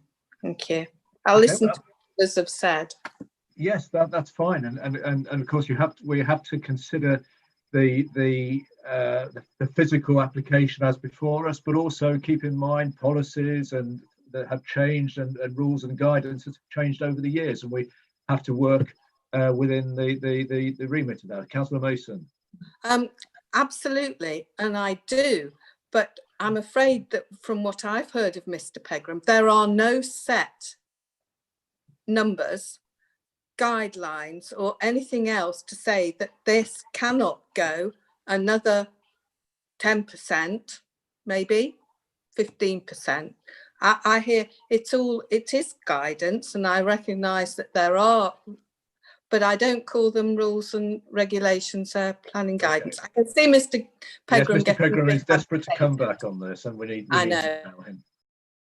Chairman, just to say that the increased percentage is guidance. The policy consideration is a very important one, and as I say, if in Greenbelt, if it is harmful by definition, which your officers consider it is, then our view is that it is unacceptable in Greenbelt policy terms. The approach that members need to adopt, firstly, is do they think it's in a disproportionate increase? I think it would be hard to defend a view that it's not a disproportionate increase in combination with the other extensions. So I think the only other approach members then have to consider is, are there very special circumstances? And are those very special circumstances of such weight which outweighs the harm? Albeit in this instance, we are talking about harm by definition. Nevertheless, any harm to the Greenbelt, in accordance with the NPPF, must be given substantial weight. Thank you, Chairman. Thank you, Mr. Pegram. Councillor Clark, please, you were next on the list. Thank you, Chairman. Jargon. The Greenbelt policy. Yeah, it is very difficult and very complicated. I have to say, Chairman, that often when we're discussing planning applications, we may disagree with each other, but on balance, etc., we make our decisions, and you may go with our recommendations or you may go against recommendations. I have to say it's not very often that when I see a recommendation, it actually makes me angry. And this recommendation actually makes me quite angry, Mr. Chairman. Greenbelt policy. It's there to prevent urban sprawl. And actually, Councillor Comblack repeated things that I often say. It's there to prevent Nottingham and Derby joining up. I'm sure the people in Derby will be very annoyed that this proposal to have an extension which will impact on the people of Derby. The main point here is the significance and the harm to the Greenbelt, and the comparison of the special circumstances versus the harm to the Greenbelt. And Mr. Pegram has said many times, we have to consider what's before us, not what happened in 1948. And what is before us is a current dwelling. And the extension, which Mr. Pegram admitted, is a fairly small extension. It can't be seen by anybody, and by no means at all, I cannot find any reason why this would impact on people's enjoyment of the Greenbelt. I think there are major exceptional circumstances here. And in fact, Mr. Pegram used the phrase just now, which your officers consider. And this is where opinions come in. And I think Mr. Pegram was actually agreeing that one has to weigh, and he did say many times, one has to weigh the significance or the weight of one impact compared with another impact. And this is down to comparing the weight of the harm to the Greenbelt as against the weight of exceptional circumstances.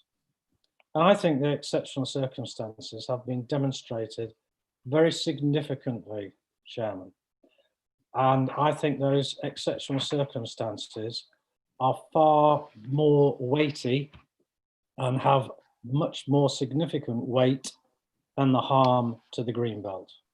So I'm going to move that we actually grant permission, Chairman, on the grounds that the exceptional circumstances that have been put forward outweigh the harm to the Greenbelt.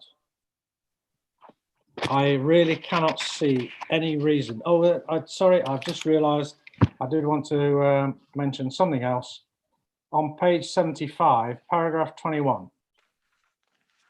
This is in the appraisal from the officers. And the second line of that paragraph 21 is talking about the extension must be treated as a new building. And in the same paragraph, it then contradicts itself, because the last two lines then talk about extensions which lead to disproportionate additions over and above the original dwelling. So it's talking about disproportionate additions. That's not a new building. So there's inconsistencies there. So, Mr. Chairman, as I said, I wish to move for the reasons I've previously stated that we grant planning permission. Thank you.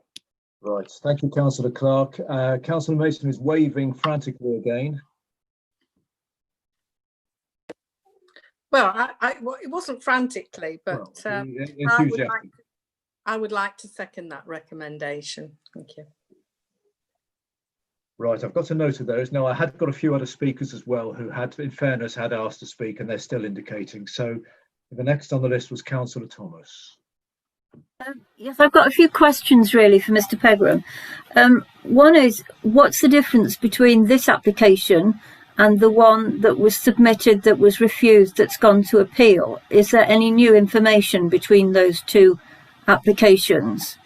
And the second question is this application just for the addition of the garden room, or are we also considering the internal changes? I noticed that the buildings that were approved in 1999 as garage and workshop are now to contain a master bedroom, an ensuite, a walk-in wardrobe and a sitting dressing room that presumably are not for the accommodation of the elderly relative.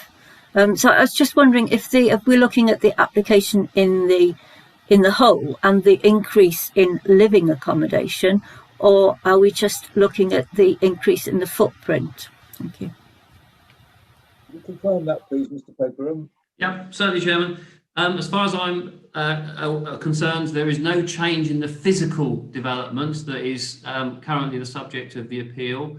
The difference is in the information that's been presented, if you like, to try and demonstrate the very special circumstances, and that includes, to a certain extent, the plans that we now have, which help interpret or understand the changes in level through the building. So that's the change, there's no difference. In terms of those other alterations that are shown on the plan, clearly this is an existing dwelling. Those buildings are ancillary or incidental to this dwelling. They are largely internal alterations, which are not development. So that element is either not development or is permitted development and is not for consideration with this application. So the only element you are considering is the garden room. Chairman, I cannot agree entirely with everything that Councillor Clark said. What a surprise. We do have to consider historic issues such as what the dwelling was in 1948. That's defined in the NPPF and is an important factor in determining this application. The other aspect is, Chairman, there are actually 5 purposes to the Greenbelt, not just preventing Nottingham merging with Derby. One of the other issues is the inherent characteristics of the Greenbelt, which is its openness. Chairman, I do accept on this occasion, given where the building is, it doesn't impact on openness. I'll openly accept that. New building is new building, whether it's an extension or a standalone building, and in accordance with paragraph 145, it's inappropriate development unless it's in that closed list. Thank you, Chairman. Thank you, Mr. Pegram. Very, I was going to say forcibly put, but very clearly put. The limitations and the lesson in Greenbelt, perhaps, Chair. Yes, indeed. Councillor Goland, please. Yeah, it's a difficult situation. We have to protect the Greenbelt. I feel some of the comments that we made have been harsh on Mr. Pegram and his team, and flippant, really. You know, this is nowhere near Derby, and it's actually nothing to do with Derby. And I know it's a turn of phrase, but really it's not appropriate in this situation. I think this case is difficult, but I know that the applicant has not only got a mother to care for, but her sister as well. So I will also vote in favour of this. But, you know, we do have to keep looking at the Greenbelt, and that's why this has been brought to us to judge. Indeed, yes, we as Mr. Pegram and colleagues often say, we are the decision makers, and but we have to look at the facts and the information that's given to us in as fair a way as possible. We all understand that. Councillor Major. Lost my mouse there, sorry. Okay, don't worry. So this is a really difficult one, and I think we were all appreciating that. For me, the difficulty I'm having is the very special circumstances being presented as something that's very personal to this particular situation, this family. And I think we are repeatedly reminded that we shouldn't be looking at applications based on what things will be used for, and speculating about how the property is going to be used. Like, is that actual, you know, attic going to be used as a bedroom, or actually is it going to be X, Y, and Z? So I think from my perspective, I'm finding it difficult to justify these special circumstances being enough to outweigh the challenge around the protection of the Greenbelt. And I appreciate that this is, you know, the impact on the Greenbelt could be viewed as negligible in this instance because it is very much within the property. But I think, again, we are opening ourselves up to precedent. And I know we're probably, I just think we're not being consistent if we are allowing ourselves to be swayed by the proposed use of the building, which in my view should, like we are repeatedly told, should not be factored into our decision making. So yeah, it's a very difficult one, but you know, from my perspective, I think we need to be very clear on separating what is a very emotive issue from the practical reality of what the request is. And that's why we're here. No one pretended it was going to be easy.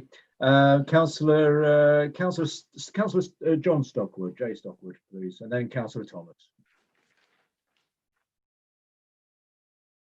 It's a very difficult debate because we've turned somebody's personal circumstances into a very special circumstance. So now we have to. Can you speak up, please? I'm sorry, but I think it's a very difficult debate. Can you hear me? Yeah. I think it's turned this very special personal circumstances into very special circumstances, and that makes it a debate about those personal circumstances. I've just had a quick look at the appeal documents, and it says the property was bought in June and immediately applied for the garden room because of the needs of the elderly relative. So, and that the applicant knew that the application, that the planning, the property that they just bought was in the Greenbelt.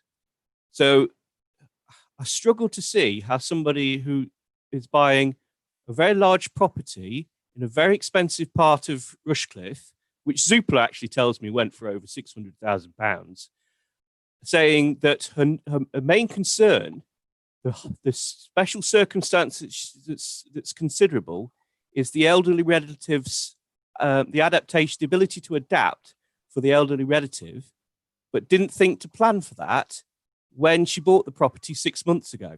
When I first saw this application, I thought this was somebody trying to adapt a rural property to care for a changing circumstance in a family. What I find is it's actually somebody who's bought the property 6 months ago and immediately applied for a change of planning permission. So because you've turned it into a debate about personal circumstances, I have to judge whether or not that is a very special circumstance. A person who buys a very large property in the countryside, knowing that they've got a strong concern for their elderly mother, but knew that the property was in the Greenbelt and would have planning restrictions on it. So at that point, I think it comes to my mind that actually we suspect the fact that this is a fundamental policy objection, and that it's described as making councillors angry about not being able to care for the suffering of people's families. But if you're in a position where you can buy large properties in the countryside, you should really feel that you should have taken on board your family circumstances when you made that very expensive decision. And so I think the greatest importance here is the fundamental policy objection, which is the Greenbelt must be protected. Thank you. Right, thank you, Councillor Stocker. Well, you very strong point of view there. Yeah, we really shouldn't get into the realms of property values and when it was bought and all the rest of it.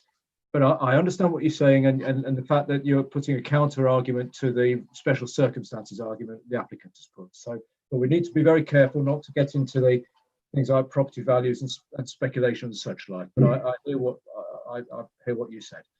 Councillor Thomas. Thank you, Chair. Yes, I think the thing that's making me, well, perhaps not angry, but slightly angry, is the fact that this application has been turned down. The ward member didn't comment on it at the time. It's been taken to appeal, and that is in progress. And it's now come back as another application, a resubmission of the application with.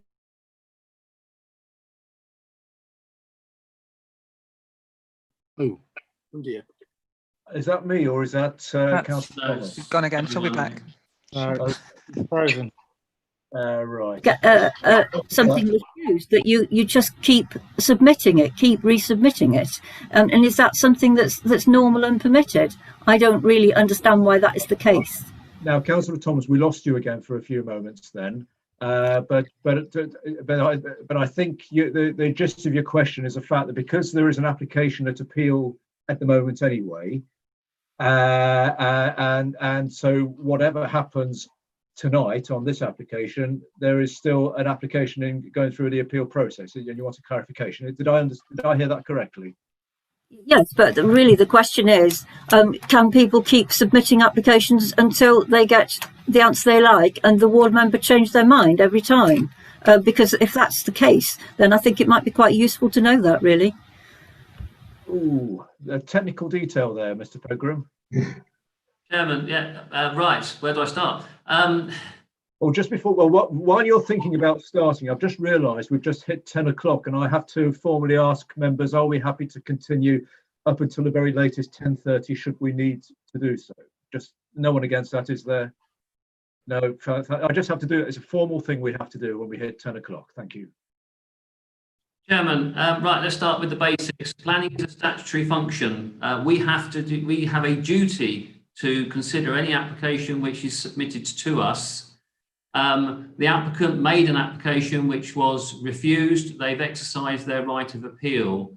The only time that I'm aware that we can decline to determine an application, and I can't remember exactly the criteria now, but I think it's 2 refusals in the last year, or a refusal on dismissal at appeal, or where there's a valid enforcement notice where it's a development that might be retrospective. So in this instance, unfortunately, Chairman, we have a duty to consider this application. We're not in a position where we can decline to determine the application. I would imagine that the outcome of tonight's application may influence the applicant's decision with respect to the appeal, i.e. if this one were to be refused, they would continue with their appeal until that is determined. If this one was allowed, they might choose to withdraw that appeal. Thank you. Councillor Cody-Horror. Thank you, Mr. Chairman.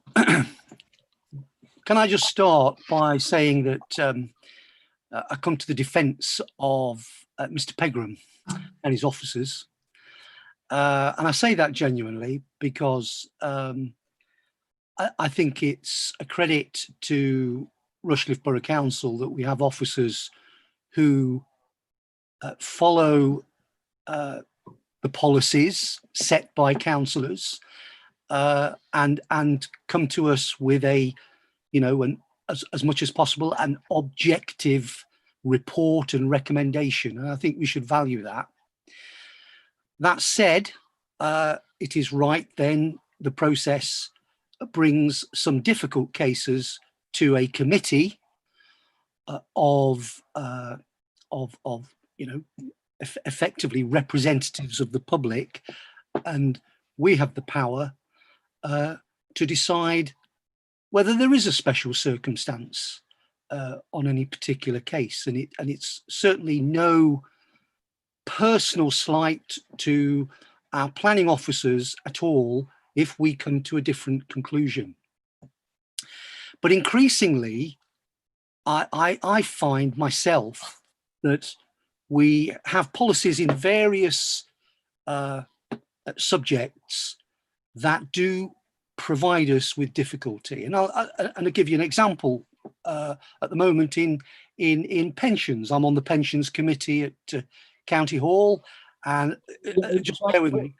I get what you're saying. Can we, given the time we've got, can we just try and stick to planning? Okay. What I'm trying to say is other social aspects of social policy is beginning to impact on various policies, and in this case, the longevity of ourselves living longer.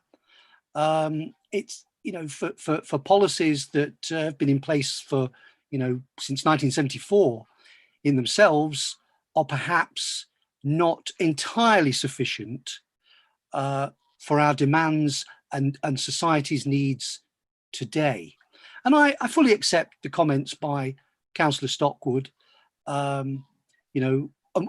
It is quite right. We can't question the motives of somebody purchasing a property within 12 months or whatever, because they may have specific plans.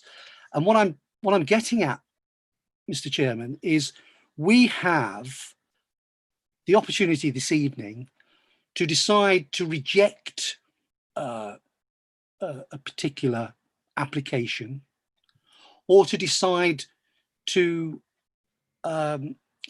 whether a sort of a more compassionate approach is acceptable. And I would say to you that maybe there are exceptional circumstances, and compassion is not something that would go amiss here this evening. And I don't accept that it would set a precedent.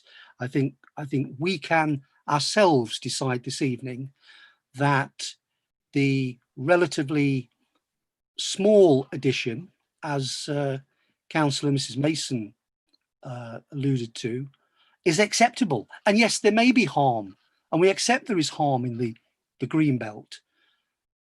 But is our compassion for circumstances enough to accept that harm? And in my view, on balance, I would probably accept that we should approve on this occasion and recommend approval of the application. So I'll be supporting. Right. I think it's been moved already by. Okay, well, yes. Well, I was going to say we have got a recommendation moved and seconded, moved by Councillor Clark and seconded by Councillor Mason. I accept it doesn't meet our policies. Indeed. But I think there are special circumstances with merit, and I will be supporting approval of the application. Okay, well, we'll get to that point shortly. So Mr. Pegram has indicated, I was worried then Mr. Pegram disappeared. I thought he'd gone off because we'd upset him. The monitor went off, Chairman. Just a point of clarification on what Councillor Perdue-Horan just said.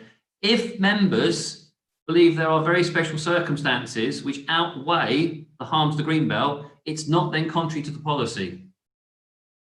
That is the policy test you are applying. And it is down to members to interpret that policy and the circumstances of the applicant and the application in the first place. And no planning application, whatever we're deciding, necessarily creates a precedent for any others, because every planning application is dealt with on its own individual basis. Is it not?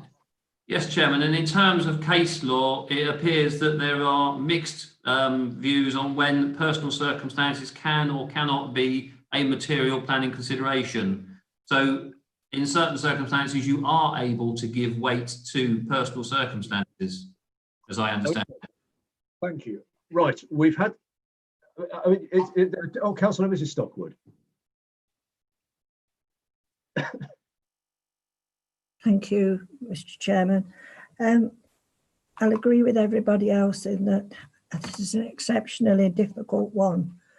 But I have disagreed with proposals by Councillor Clark before, because when they go against policy, I have great difficulty with that too. And on balance this evening, having heard all the arguments, I cannot agree with the motion to give permission for this. So that's a very succinct position, but I think everybody's spoken at length and I'll keep mine short. Thank you, Mr. Chairman. Chairman, can I just clarify? Mr. Pegram very eloquently described that I'm not going against policy, because he agreed that if people present that claim that exceptional circumstances outweigh the harm, that is an acceptable approach. He did indeed. And now, before we get to a decision on this, I'm aware Councillor Healy indicated to speak, didn't you? So I'm sorry if I missed you. And is that Councillor Murray as well? No, but Councillor Healy. Thank you, Chairman. Sorry if I missed you. I just realised you had indicated. There you go. No worries. Sorry. I mean, it's all been said, really, but you know, this is a very special, humane, I think the word Councillor Cumberlack used, and we mustn't forget that. There is a humane element to what's going on here. But, you know, we do have special circumstances. We're talking about a build of 20 square meters on a hard surface next to existing household. And we all know in this particular instance, this cannot, whilst it might be setting a precedent, it cannot and is not harmful to the green belt. So I do feel that we do have exceptional circumstances, and I'm more than happy to support and allow this proposal. Right. Thank you. Okay, so I think everyone has spoken. I mean, to say that this is an easy decision, it certainly isn't. I mean, the old cliche is councillors sometimes have to take difficult decisions, and this is a classic example of one of those.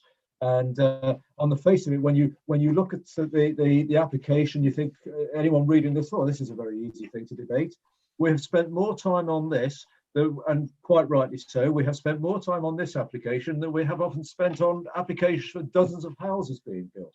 So no one underestimates that this is one of those difficult decisions. Whatever we decide tonight, if it goes against the recommendation of the officers and Mr. Pegram, they will not fall out with us. We will all carry on being very civil and professional and all the rest of it to each other, because that's how we are. But this is the application we have in front of us. We have the proposal moved and seconded to grant permission. There's been a lot of discussion about the special circumstances, the definition of special circumstances. Definitely a lot of empathy and understanding for the personal circumstances that we've heard about this evening, but also a lot of comment about the policies of the authority and the rules and guidance of the MPPF. But we've heard those arguments for and against, and I think now that if everyone is as clear as we can be, I think we better come to a vote on this then, please, Mrs. Sells. Can I just check with Mr. Pegram, as the motion is to approve, have we got conditions prepared, or have you got conditions? That's a good question. Councillor Clark, are you? Yeah, I'm quite happy for all the obviously all the standard conditions that normally apply to approvals, you know, like dates of plans and when it must be built and so on and so forth. But the principal reason for refusal is on the grounds that the exceptional circumstances significantly outweigh the harm to the greenbelt, and then all the other standard conditions that you'd normally apply. Mr. Pegram. Just three, Chairman, really. Must be commenced within 3 years, built in accordance with the approved plans, and also the materials, control over the materials. In respect to the first one, if members feel that the very special circumstances are so significant, they can vary that time limit and shorten it. Did you get that, Councillor Clark? I think, can you just explain that one again? The standard time limit on most permissions is 3 years, so they're valid for 3 years. But if members are of the view that this is so important, you could potentially shorten that time limit to 1 or 2 years. It's up to you as decision makers. If I don't mind if people were more minded to support it with a shorter timescale, then blimey, I don't want to spend the next 2 hours debating timescales. Keep it as simple as possible. I mean, were you suggesting that if it was sort of within 12 months, that sort of focuses the mind a little bit more? Is that basically what you're saying? Chairman, I just throw that in as it's not always a standard 3 years, but it seems to me that there is, the applicant is seeking to demonstrate that there is a pressing, if that is so urgent, do we need to give 3 years for them to commence work on site? But I'll leave that over to you, Councillor, because the person with the motion. Well, it's an interesting thought, and I'm quite happy actually to, yeah, we could say within 12 months, couldn't we? Within 12 months, okay. Councillor Mason, is that, as the seconder, is that acceptable? Oh, yes, seconder, yes, Councillor, yes, she's indicating yes. Yes, and with those 2 additional conditions that Mr. Pegram mentioned, the approved plans and the materials. Okay, thank you, Chair. Okay, so the approval motion with those conditions, the 12-month time limit. Councillor Butler. 4. Councillor Clark. 4. Councillor Gowland. Sorry. Oh, I was unmuted. Against. Councillor Healy. 4. Councillor Major. Against. Councillor Mason. 4. Councillor Murray. Against. Councillor Perdue-Horan. 4. Councillor J. Stockwood. Against. Councillor M. Stockwood. Against. And Councillor Thomas. Against.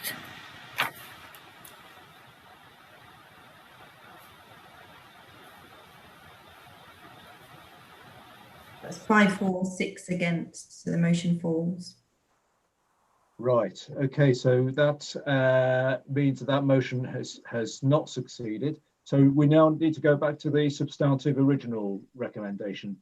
I think that we is that correct? Yeah, Councillor Stockwood. I move the recommendation as written in the papers on page 77. I'm happy to second that. Thank you, Councillor Stockwood and Councillor Major. Thank you. So we'll now take a vote on the original recommendation as per the report, which was to refuse planning permission for the reasons given. Thank you. Councillor Butler. Against. Councillor Clark. Against. Councillor Gowland. For. Councillor Healy. Against. Councillor Major. For. Councillor Mason. Against. Councillor Murray. For.